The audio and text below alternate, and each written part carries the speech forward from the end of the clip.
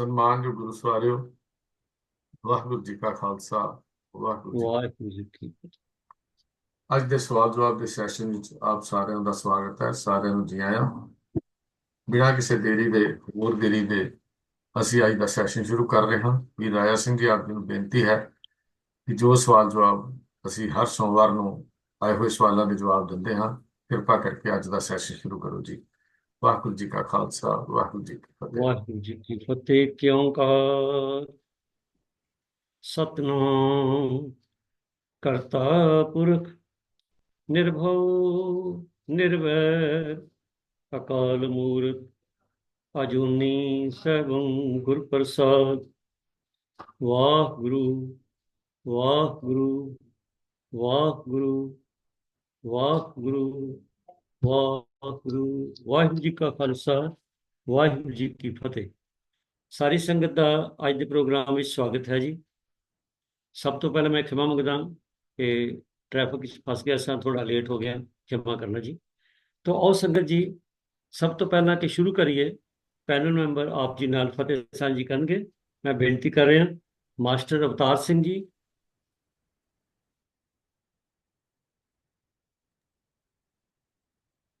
ਹਾਂਜੀ, ਵਾਹਿਗੁਰੂ ਖਾਲਸਾ, ਵਾਹਿਗੁਰੂ ਜੀ ਕੀ ਫਤਿਹ ਜੀ। ਵਾਹਿਗੁਰੂ ਜੀ ਕੀ ਫਤਿਹ। ਸਰ ਮਨਿੰਦਰਪਾਲ ਸਿੰਘ ਜੀ।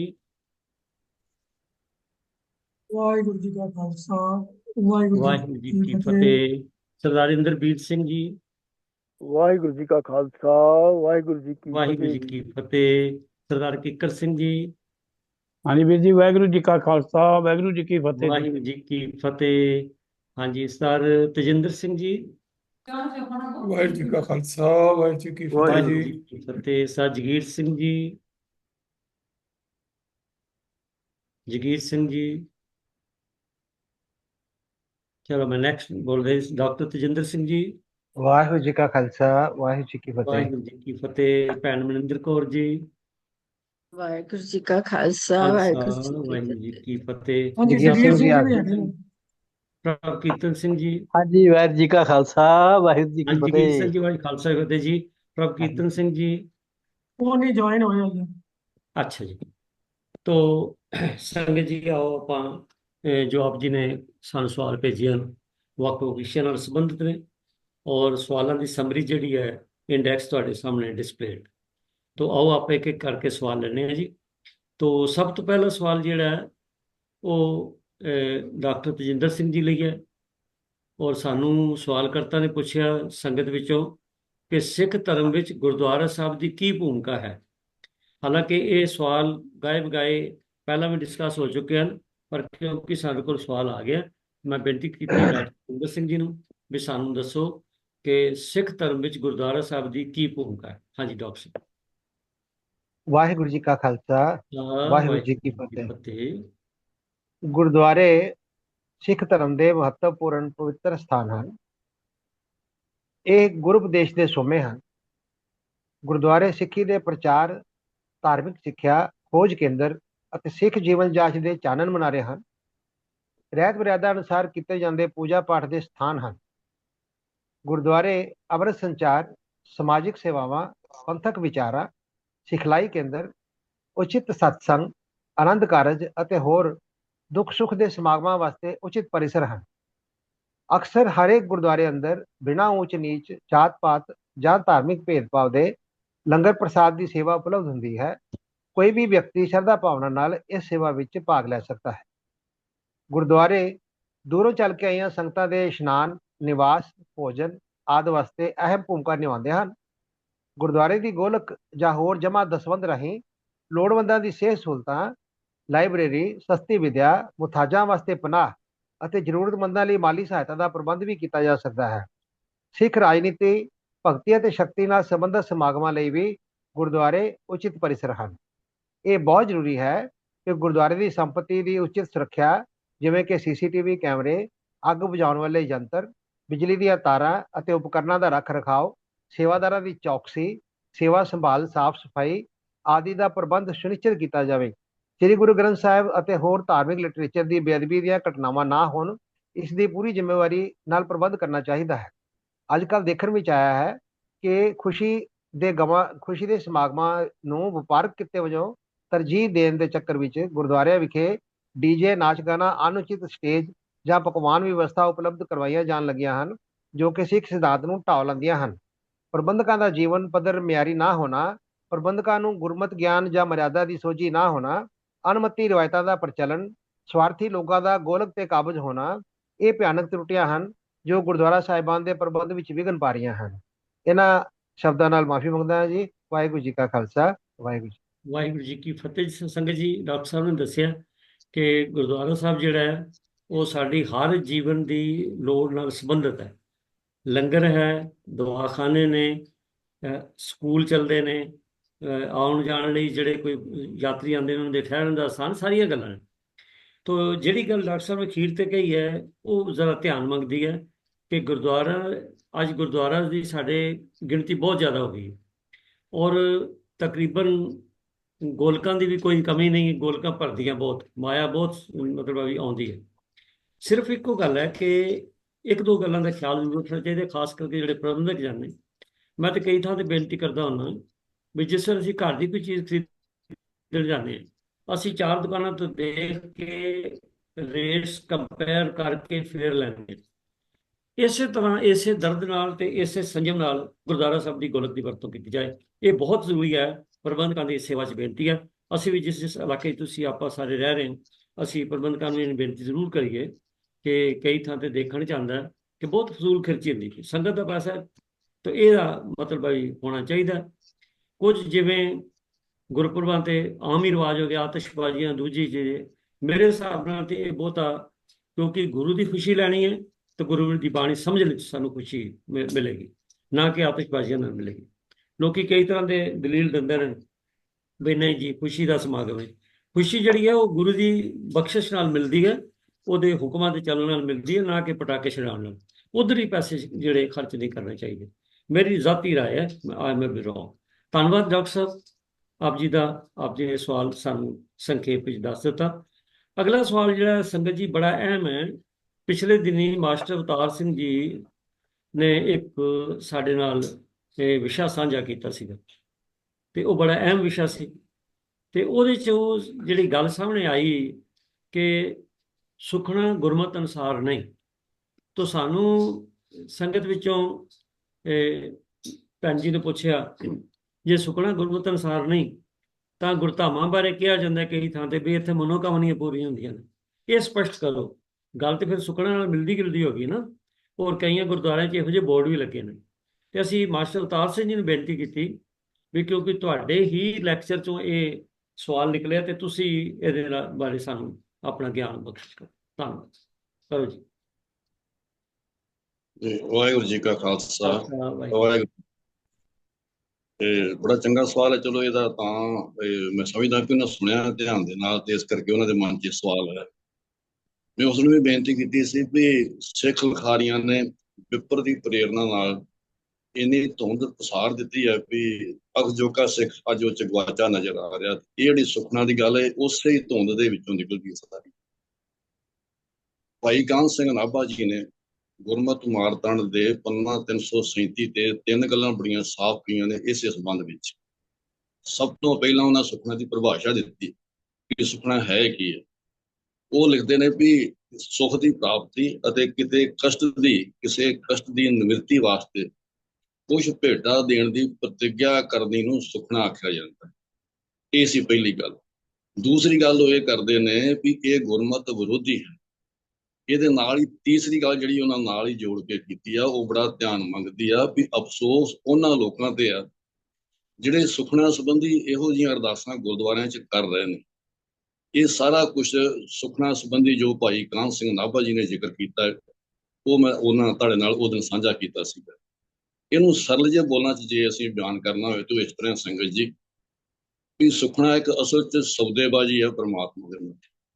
ਸੌਦੇਬਾਜ਼ੀ ਇਸ ਤਰ੍ਹਾਂ ਦੀ ਹੈ ਕਿ ਅਸੀਂ ਕੁਛ ਆਪਣੇ ਮਨ ਦੀ ਕਾਮਨਾ ਚਾਹੁੰਦੇ, ਕੋਈ ਮਨ 'ਚ ਸਾਡੇ ਖਾਸ਼ ਹੈ ਵੀ ਪਰਮਾਤਮਾ ਸਾਡੀ ਪੂਰੀ ਕਰ ਦੇਵੇ। ਇਹਦਾ ਸਿੱਧਾ ਤੇ ਸਪਸ਼ਟ ਜਿਹਾ ਇਸ ਤਰ੍ਹਾਂ ਦਾ ਖਿਆਲ ਹੈ ਵੀ ਉਹਦੀ ਰਜ਼ਾ ਤੇ ਯਕੀਨ ਨਹੀਂ। ਇਸ ਕਰਕੇ ਆਪਣੇ ਭਾਣੇ ਅਨੁਸਾਰ ਕੋਈ ਗੱਲ ਚਾਹੁੰਦੇ ਹਾਂ ਕਿ ਪਰਮਾਤਮਾ ਮੇਰੀ ਮਰਜ਼ੀ ਦੇ ਮੁਤਾਬਕ ਮੈਨੂੰ ਇਸ ਚੀਜ਼ ਦੀ ਲੋੜ ਹੈ ਉਹ ਦੇ ਦੇਵੇ। ਅਗਰ ਮੈਨੂੰ ਮਿਲ ਜਾਂਦੀ ਹੈ ਤੇ ਮੈਂ ਇਹਦੇ ਇਵਜ਼ ਵਿੱਚ ਇਹ ਕੁਛ ਭੇਟਾ ਕਰਾਂਗਾ, ਚਾਹੇ ਮੈਂ ਅਖੰਡ ਪਾਠ ਕਰਾਵਾਂਗਾ, ਚਾਹੇ ਮੈਂ ਕਿਸੇ ਰੂਪ ਵਿੱਚ ਸੇਵਾ ਕਰਾਂਗਾ, ਇਹਦੇ ਇਹ ਵੀ ਦੇ ਵਿੱਚ। ਔਰ ਇਹਦਾ ਸਭ ਤੋਂ ਖਤਰਨਾਕ ਪਹਿਲੂ ਸੰਗਤ ਜੀ ਇਹ ਹੈ ਕਿ ਇਹਦੇ ਨਾਲ ਸੁਖਣਾ ਸੁਖਣ ਵਾਲੇ ਦੇ ਮਨ 'ਚ ਬੇਭਰੋਸਗੀ ਪੈਦਾ ਹੋਣ ਦਾ ਡਰ 100% ਬਣ ਜਾਂਦਾ ਹੈ। ਇਸ ਕਰਕੇ ਕਿ ਜੇ ਤੇ ਉਹਦੀ ਗੱਲ ਰੱਬੀ ਪੂਰੀ ਹੋ ਗਈ ਤੇ ਗੱਲ ਠੀਕ ਹੈ, ਪਰ ਰੱਬ ਨਾਲ ਜੇ ਇਸ ਤਰ੍ਹਾਂ ਦੀ ਗੱਲ ਬਣੇ ਵੀ ਉਹਦੀ ਸੁਖਣਾ ਪੂਰੀ ਨਹੀਂ ਹੋਈ, ਰੱਬ ਦੀ ਰਜ਼ਾ ਨਹੀਂ ਉਸ ਤਰ੍ਹਾਂ ਦੀ, ਉਹ ਗੁਰਦੁਆਰੇ ਆਉਣੋਂ ਹੀ ਹਟ ਜਾਂਦਾ।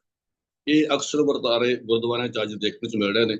ਲੋਕਾਂ ਨੇ ਸੁਖਣਾ ਸੁਖੀਆਂ ਨੇ ਵੀ ਅਸੀਂ ਇਸ ਕੰਮ ਵਾਸਤੇ ਹਰ ਮਹੀਨੇ ਦਰਸ਼ਨ ਕਰਨ ਆ ਰਹੇ ਹਾਂ, ਇਸ਼ਨਾਨ ਕਰਦੇ ਹਾਂ ਧਾਮ ਤੇ ਆਣ ਕੇ, ਹਰ ਮਹੀਨੇ ਜਾਂ ਹਰ ਮੱਸਿਆ ਪੁੰਨਿਆ ਤੇ ਕੋਈ ਦਿਨ ਮਿਥ ਲੈਂਦੇ ਆ, ਇੱਕ ਸਾਲ ਦੀਆਂ ਤਰੀਕਾਂ ਮਿਥੀਆਂ ਜਾਂਦੀਆਂ ਪਈ ਅਸੀਂ ਆਵਾਂਗੇ। ਸੁਖਣਾ ਪੂਰੀ ਹੋਣ ਤੇ ਫਿਰ ਅਸੀਂ ਆਹ ਸੇਵਾ ਵੱਖਰੀ ਕਰਾਂਗੇ, ਅਖੰਡ ਪਾਠ ਸਾਹਿਬ ਇੱਥੇ ਕਰਾਵਾਂਗੇ। ਹੁੰਦਾ ਇਹ ਵੀ ਉਹ ਜੇ ਨਹੀਂ ਸੁਖਣਾ ਪੂਰੀ ਹੁੰਦੀ, ਉਹ ਗੁਰਦੁਆਰੇ ਆਉਣੋਂ ਹੀ ਹਟ ਜਾਂਦੇ ਨੇ ਲੋਕ। ਇੱਥੋਂ ਸਾਰਾ ਉਹਨਾਂ ਦੀ ਜ਼ਿੰਦਗੀ 'ਚ ਮੋੜ ਇਹ ਆਉਂਦਾ ਹੈ ਵੀ ਗੁਰਦੁਆਰਿਓਂ ਹਟ ਕੇ ਤੇ ਉਹ ਡੇਰਿਆਂ ਵਾਲੇ ਪਾਸੇ ਜਾਣਾ ਸ਼ੁਰੂ ਹੋ ਜਾਂਦੇ ਨੇ। ਕਿਉਂ ਜਾਂਦੇ ਨੇ? ਉੱਥੇ ਉਹਨਾਂ ਨੂੰ ਇਹ ਹੌਸਲਾ ਦਿੱਤਾ ਜਾਂਦਾ ਹੈ, ਤੁਸੀਂ ਇਸ ਥਾਂ ਤੇ ਆਇਆ ਕਰੋ, ਇਹ ਬਹੁਤ ਯਾਰੀ ਥਾਂ ਆ, ਇੱਥੇ ਇਹਨਾਂ ਲੋਕਾਂ ਦੇ ਆਉਣ ਨਾਲ ਉਹਨਾਂ ਨੂੰ ਆਹ ਸੁੱਖ ਪ੍ਰਾਪਤ ਹੋਏ ਜੋ ਉਹਨਾਂ ਨੇ ਮੂੰਹ ਮੰਗਿਆ ਸੀ, ਉਹਨਾਂ ਦੀਆਂ ਪੂਰੀਆਂ ਹੋਈਆਂ। ਤੁਸੀਂ ਵੀ ਜੋ ਤੁਹਾਡੀ ਮਨਸ਼ਾ ਹੈ ਇੱਥੇ ਤਨੋਂ ਮਨੋਂ ਸੁਖਣਾ ਸੁਖੋ। ਇਸ ਗੱਲ ਦਾ ਅਸਰ ਅੱਜ ਕੀ ਸਾਹਮਣੇ ਵੇਖਣ 'ਚ ਆ ਰਿਹਾ ਹੈ ਵੀ ਅੱਜ ਦਾ ਸਿੱਖ ਹਵਾਈ ਜਹਾਜ਼ਾਂ ਦੇ ਮਾਡਲ ਲੈ ਕੇ ਤੇ ਗੁਰਦੁਆਰਿਆਂ 'ਚ ਗੁਰੂ ਸਾਹਿਬ ਦੇ ਸਾਹਮਣੇ ਚੜਾ ਰਿਹਾ ਹੈ। ਇਹ ਕਿੱਧਰ ਦੀ ਸਾਡੀ ਗੁਰਮਤਿ ਹੈ ਇਸ ਤਰ੍ਹਾਂ ਦੀ?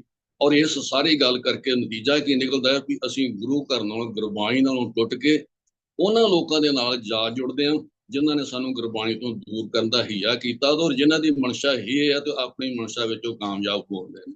ਯਾਦ ਰੱਖਣੀ ਚਾਹੀਦੀ ਸਾਨੂੰ ਗੱਲ, ਸਿੱਖ ਵਾਸਤੇ ਗੁਰਬਾਣੀ ਉਹਦੇ ਜੀਵਨ ਦਾ ਆਸਰਾ ਹੈ, ਗੁਰਬਾਣੀ ਉਹਦੇ ਜੀਵਨ ਦਾ ਆਧਾਰ ਹੈ, ਤੇ ਗੁਰਬਾਣੀ ਸਾਨੂੰ ਪ੍ਰੇਰਨਾ ਦਿੰਦੀ ਆ ਕਿ ਪ੍ਰਮਾਤਮਾ ਦੀ ਰਜ਼ਾ ਵਿੱਚ ਹੀ ਰਹਿਣਾ ਹੈ। ਸੁੱਖਾਂ ਦੀ ਕਿਤੇ ਪ੍ਰੇਰਨਾ ਨਹੀਂ ਮਿਲਦੀ ਸਾਨੂੰ ਗੁਰਬਾਣੀ ਦੇ ਵਿੱਚ। ਤੇ ਸੱਚੇ ਪਾਤਸ਼ਾਹ ਨੇ ਗੁਰਬਾਣੀ ਅੰਦਰ ਜੋ ਸਾਡੇ ਤੇ ਕਿਰਪਾ ਕੀਤੀ ਹੈ, ਅਸੀਂ ਗੁਰਬਾਣੀ ਦੇ ਸਿਧਾਂਤਾਂ ਦੇ ਅਨੁਸਾਰ ਆਪਣੇ ਜੀਵਨ ਨੂੰ ਬਸਰ ਕਰੀਏ। ਕਿਉਂ? ਸਤਿਗੁਰਾਂ ਨੇ ਬਖਸ਼ਿਸ਼ ਕੀਤੀ ਹੈ ਕਿ ਸਾਡੇ 'ਚ ਇਹ ਗੁਣ ਚਾਹੀਦਾ ਹੈ ਕਿ ਅਸੀਂ ਹੁਕਮ ਰਜਾਈ ਚੱਲਣਾ, ਉਹਦੀ ਰਜ਼ਾ ਦੇ ਅਨੁਸਾਰ ਚੱਲਣਾ, ਇਸ ਸਿਧਾਂਤ ਤੇ ਅਸੀਂ ਪਹਿਰਾ ਦੇਣਾ ਹੈ। ਉਹ ਕੋਈ ਸਿਧਾਂਤ, ਕੋਈ ਜਿਹੜਾ ਗੁਰਬਾਣੀ ਦੀ ਕਸਵੱਟੀ ਤੇ ਖਰਾ ਨਾ ਉਤਰਦਾ ਹੋਵੇ, ਬਿਲਕੁਲ ਸੁਖਣਾ ਦਾ ਸਿਧਾਂਤ, ਕੋਈ ਸਿਧਾਂਤ ਜਿਹੜਾ ਗੁਰਬਾਣੀ ਦੀ ਕਸਵੱਟੀ ਤੇ ਖਰਾ ਨਹੀਂ ਉਤਰਦਾ, ਉਹ ਸਿੱਖ ਦੀ ਜ਼ਿੰਦਗੀ ਦਾ ਹਿੱਸਾ ਨਹੀਂ ਹੋ ਸਕਦਾ। ਅਸੀਂ ਗੁਰਬਾਣੀ ਦੇ ਆਸਰੇ ਹੀ ਆਪਣੀ ਜ਼ਿੰਦਗੀ ਵਿੱਚ ਜ਼ਿੰਦਗੀ ਬਸਰ ਕਰਨੀ ਹੈ। ਤੇ ਗੁਰਬਾਣੀ ਨੇ ਜਿਵੇਂ ਸਾਨੂੰ ਰਜ਼ਾ ਰਹਿਣ ਦੀ, ਹੁਕਮ ਰਜਾਈ ਚੱਲਣਾ ਦਾ ਹੁਕਮ ਕੀਤਾ ਹੈ, ਇਹਦਾ ਸੰਗਤ ਜੀ ਸਭ ਤੋਂ ਪਹਿਲਾ ਪੜਾਅ ਹੈ ਕਿ ਸਾਨੂੰ ਰੱਬ ਤੇ ਯਕੀਨ ਹੋਵੇ।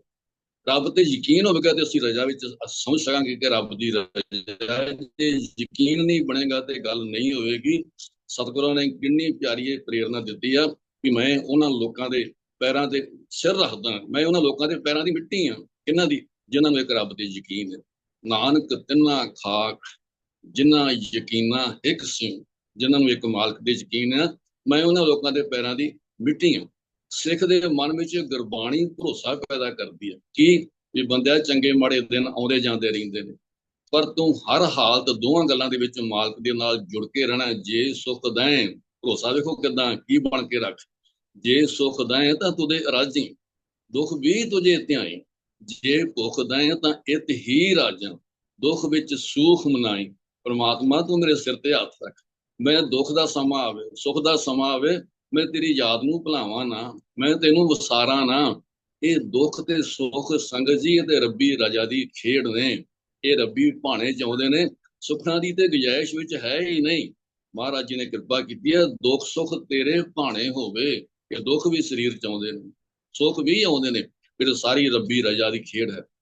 ਦੁੱਖ ਸੁੱਖ ਤੇਰੇ ਭਾਣੇ ਹੋਵੇ, ਕਿਸ ਥਾਂ ਜਾਏ ਰਵਾਈਏ, ਕਿੱਥੇ ਜਾ ਕੇ ਸੁਖਣਾ ਸੁੱਖੀ ਜਾਵੇ, ਕਿੱਥੇ ਇਹਦੇ ਕਿਤੇ ਭੋਰਾ ਇਸ਼ਾਰਾ ਤੱਕ ਵੀ ਨਹੀਂ ਕਿ ਦੁੱਖਾਂ ਨੂੰ ਦੂਰ ਕਰਨ ਵਾਸਤੇ ਤੂੰ ਕੋਈ ਸੁਖਣਾ ਸੁੱਖ ਲਾ, ਜਾਂ ਸੁੱਖਾਂ ਦੀ ਪ੍ਰਾਪਤੀ ਵਾਸਤੇ ਤੂੰ ਕੋਈ ਇੱਕ ਪ੍ਰਮਾਣ ਸਾਨੂੰ ਗੁਰੂ ਗ੍ਰੰਥ ਸਾਹਿਬ ਦੀ ਬਾਣੀ ਵਿੱਚੋਂ ਇਸ ਤਰ੍ਹਾਂ ਦਾ ਨਹੀਂ ਮਿਲਦਾ।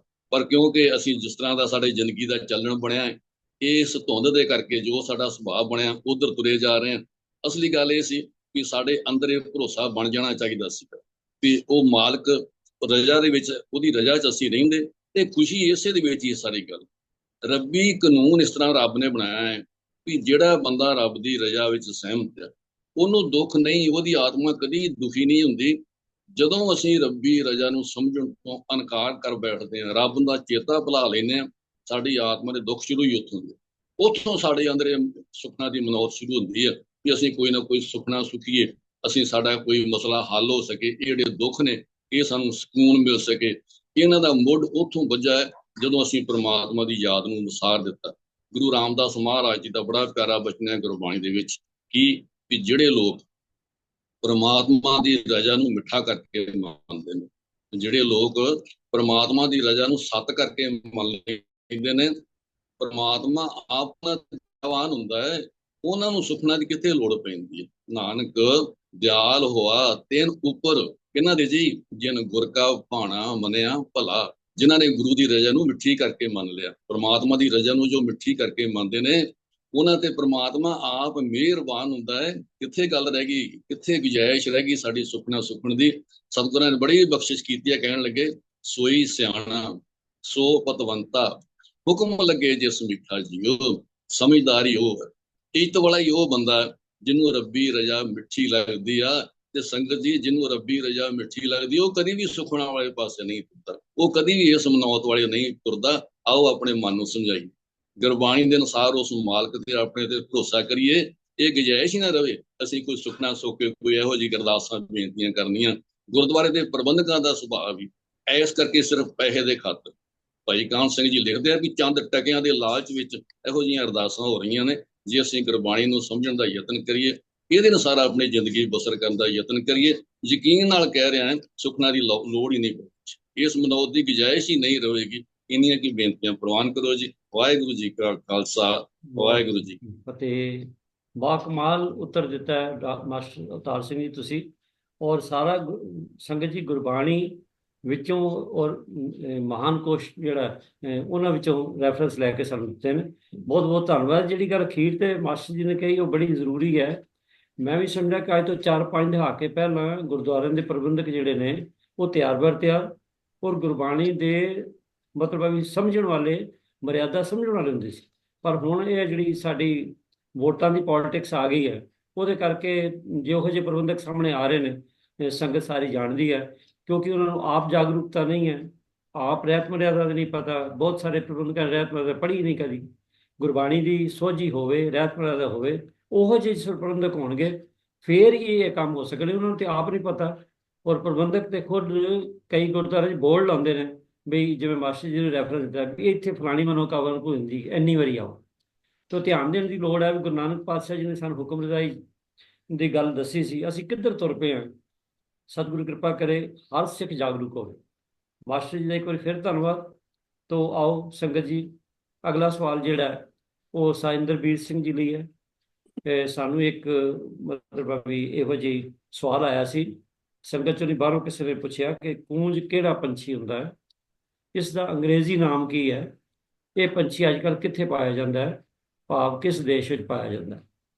ਤੋ ਇੰਦਰਬੀਰ ਸਿੰਘ ਜੀ ਇਹਦਾ ਉੱਤਰ ਦਿਓ ਜੀ, ਜੇ ਜੋ ਕੁਝ ਤੁਹਾਨੂੰ ਇਹਦੇ ਬਾਰੇ ਗਿਆਨ ਮਿਲਿਆ। ਵਾਹਿਗੁਰੂ ਜੀ ਕਾ ਖਾਲਸਾ, ਵਾਹਿਗੁਰੂ ਜੀ ਕੀ ਫਤਿਹ। ਤੋ ਸੰਗਤ ਜੀ, ਆਪ ਜੀ ਨੇ ਸਵਾਲ ਜਿਹੜਾ ਹੈ ਉਹ ਵੀ ਰਾਜਾ ਸਿੰਘ ਜੀ ਪਾਸੋਂ ਸਰਵਣ ਕੀਤਾ ਹੈ, ਤੇ ਜੋ ਕੁਝ ਵੀ ਇਹਦੇ ਬਾਰੇ ਵਿੱਚ ਇਨਫੋਰਮੇਸ਼ਨ ਮਿਲੀ ਹੈ ਜਾਂ ਡਿਸਕਸ ਕੀਤੀ ਸੀ ਉਹਦੇ ਬਾਰੇ ਆਪ ਜੀਆਂ ਦੇ ਨਾਲ ਸਾਂਝ ਕਰਾਂਗੇ ਜੀ ਵਿਚਾਰ। ਕੂੰਜ ਇੱਕ ਪ੍ਰਵਾਸੀ ਪੰਛੀ ਹੈ ਤੇ ਇਸ ਨੂੰ ਅੰਗਰੇਜ਼ੀ ਵਿੱਚ ਡੈਮੋਇਜ਼ਲ ਕਰੇਨ ਕਹਿੰਦੇ ਹਨ, ਤੇ ਉੱਤਰੀ ਭਾਰਤ ਦੀਆਂ ਭਾਸ਼ਾਵਾਂ ਵਿੱਚ ਕੂੰਜ ਕੁਰਜਨ ਵਜੋਂ ਜਾਣਿਆ ਜਾਂਦਾ ਹੈ। ਤੇ ਇਹਦਾ ਸੰਸਕ੍ਰਿਤ ਨਾਮ ਸ਼ਬਦ ਕਰੌਂਚ ਤੋਂ ਲਿਆ ਗਿਆ ਹੈ, ਜੋ ਕਿ ਕਰੇਨ ਲਈ ਇੱਕ ਸੰਪੂਰਨ ਇੰਡੋ ਯੂਰਪੀ ਸ਼ਬਦ ਹੈ। ਸੋ ਇਹ ਕੂੰਜ ਸਾਰੀਆਂ ਜਿਹੜੀਆਂ ਜਾਤੀਆਂ ਹਨ ਕੂੰਜ ਦੀਆਂ, ਉਹਨਾਂ ਵਿੱਚੋਂ ਸਭ ਤੋਂ ਛੋਟੀ ਜਾਤੀ ਗਿਣੀ ਗਈ ਹੈ। ਤੇ ਆਕਾਰ ਪੱਖੋਂ ਇਸ ਛੋਟੇ ਸਿਰ, ਲੰਬੀ ਧੌਣ ਅਤੇ ਲੰਬੀਆਂ ਲੱਤਾਂ ਵਾਲੀ ਕੂੰਜ ਦੀ ਉਚਾਈ 75 ਤੋਂ 100 ਸੈਂਟੀਮੀਟਰ ਤੇ ਪਰਾਂ ਦਾ ਪਸਾਰ ਖੰਭ ਭਾਵ 155 ਤੋਂ 180 ਸੈਂਟੀਮੀਟਰ ਅਤੇ ਭਾਰ ਜਿਹੜਾ ਇਹਦਾ ਵਜ਼ਨ ਹੈ ਉਹ 2 ਤੋਂ 3 ਕਿਲੋਗ੍ਰਾਮ ਹੁੰਦਾ ਹੈ। ਤੇ ਰੰਗ ਬਾਰੇ ਜਿਸ ਤਰ੍ਹਾਂ ਦੀ ਭਾਈ ਕਾਹਨ ਸਿੰਘ ਜੀ ਨਾਭਾ ਵੀ ਲਿਖਦੇ ਹਨ ਕਿ ਕਾਸ਼ਨੀ ਰੰਗੀ ਇਹ ਕੂੰਜ ਹੁੰਦੀ ਹੈ, ਤੇ ਇਸ ਕੂੰਜ ਦਾ ਰੰਗ ਪਿਲਤਣ ਵਾਲੀ ਨੀਲੀ ਭਾਅ ਵਾਲਾ ਸਲੇਟੀ ਹੁੰਦਾ ਹੈ ਤੇ ਇਹਨਾਂ ਦੇ ਕਾਲੇ ਸਿਰ ਹੇਠਾਂ ਠੋਡੀ ਤੋਂ ਸ਼ੁਰੂ ਹੋ ਕੇ ਗਰਦਨ ਦੇ ਥੱਲੇ ਤੱਕ ਕਾਲੇ ਲੰਬੇ ਖੰਭਾਂ ਦੀ ਦਾੜੀ ਜਿਹੀ ਹੁੰਦੀ ਹੈ। ਸੋ ਅੱਖਾਂ ਲਾਲ ਤੇ ਚੁੰਝ ਸੁਰਮਈ ਹੁੰਦੀ ਹੈ ਤੇ ਸਿਰ ਤੋਂ ਪੀਲੀਆਂ ਅਤੇ ਪਹੁੰਚੇ ਕਾਲੇ ਹੁੰਦੇ ਹਨ ਤੇ ਨਰ ਅਤੇ ਮਾਦਾ ਇੱਕੋ ਜਿਹੇ ਲੱਗਦੇ ਹਨ। ਹੇਠਾਂ ਮੁੜੇ ਹੋਏ ਲੰਬੇ ਖੰਭਾਂ ਨਾਲ ਬੜੀ ਜਿਹੜੀ ਪੂਛ ਹੈ ਉਹ ਕਾਲੇ ਰੰਗ ਦੀ ਹੁੰਦੀ ਹੈ। ਸੋ ਇਹਨਾਂ ਦੀਆਂ ਲੱਤਾਂ ਲੰਮੀਆਂ ਤੇ ਕਾਲੀਆਂ ਹੁੰਦੀਆਂ ਹਨ ਤੇ ਭਾਰਤ ਵਿੱਚ ਪ੍ਰਵਾਸ ਕਰਨ ਵਾਲੀਆਂ ਕੂੰਜਾਂ ਮੰਗੋਲੀਆ, ਚੀਨ ਅਤੇ ਸੈਂਟਰਲ ਯੂਰਪ ਮੱਧ ਯੂਰਪ ਵਿੱਚੋਂ ਆਪਣੀਆਂ ਗਰਮੀਆਂ ਕੱਟਦੀਆਂ ਹਨ ਤੇ ਇਹ ਕੂੰਜਾਂ ਕਾਫਲਿਆਂ ਵਿੱਚ ਬੜੇ ਹੀ ਡਿਸਪਲਿਨ ਦੇ ਢੰਗ ਨਾਲ ਪ੍ਰਵਾਸ ਕਰਦੀਆਂ ਹਨ ਤੇ ਅੰਗਰੇਜ਼ੀ ਸ਼ਬਦ ਵੀ ਦੇ ਆਕਾਰ ਦੇ ਵਿੱਚ ਇਹ ਉੱਚੀਆਂ ਉਡਾਰੀਆਂ ਜਿਹੜੀਆਂ ਅਸਮਾਨ ਦੇ ਵਿੱਚ ਭਰਦੀਆਂ ਹਨ ਤੇ ਅਕਤੂਬਰ ਮਹੀਨੇ ਵਿੱਚ ਤਕਰੀਬਨ ਭਾਰਤ ਪਹੁੰਚਦੀਆਂ ਹਨ। ਗੁਰਬਾਣੀ ਵਿੱਚ ਬਾਬਾ ਫਰੀਦ ਜੀ ਨੇ ਕੱਤਕ ਦੇ ਮਹੀਨੇ ਨੂੰ ਕੂੰਜ ਸ਼ਬਦ ਜਿਹੜਾ ਸੰਕੇਤਕ ਵਜੋਂ ਉਹਨਾਂ ਨੇ ਦੱਸਿਆ ਹੈ ਕਿ ਕੱਤਕ ਕੂੰਜਾਂ ਚੇਤ ਡੋ ਸਾਵਣ ਬਿਜਲੀਆਂ ਸੀਆਲੇ ਸੁਹੰਦੀਆਂ ਫਿਰ ਗੱਲ ਬਾਹੜੀਆਂ।